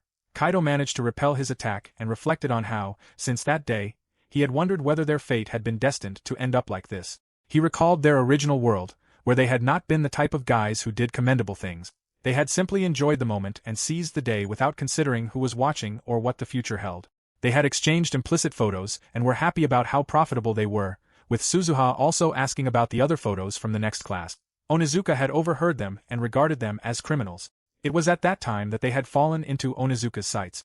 Once he had grasped their weakness, they had no way of escaping him. For them, it was retribution rather than karma. Suzuha believed that there was no other way but to accept their ruin. Onizuka smirked as he watched them and raised his fist into the air. Mizawa screamed in pain as Kaido finally realized what was happening. Mizawa's leg had been crushed. Miyamoto, on the other hand, simply stared and chuckled as he realized that they needed his help. He then joined the fight against Onizuka and condemned him for crossing the line. Onizuka cut him off and questioned whether Miyamoto still believed that he could do whatever he wanted with his annoying preaching. He remarked that Miyamoto obviously still did not understand the true face of the world they were in, but he intended to give Miyamoto some preaching of his own. Before Miyamoto could understand what he meant, a huge blow landed beside Onizuka, nearly hitting him. Onizuka then made it clear that, in this world, strength was what made someone great.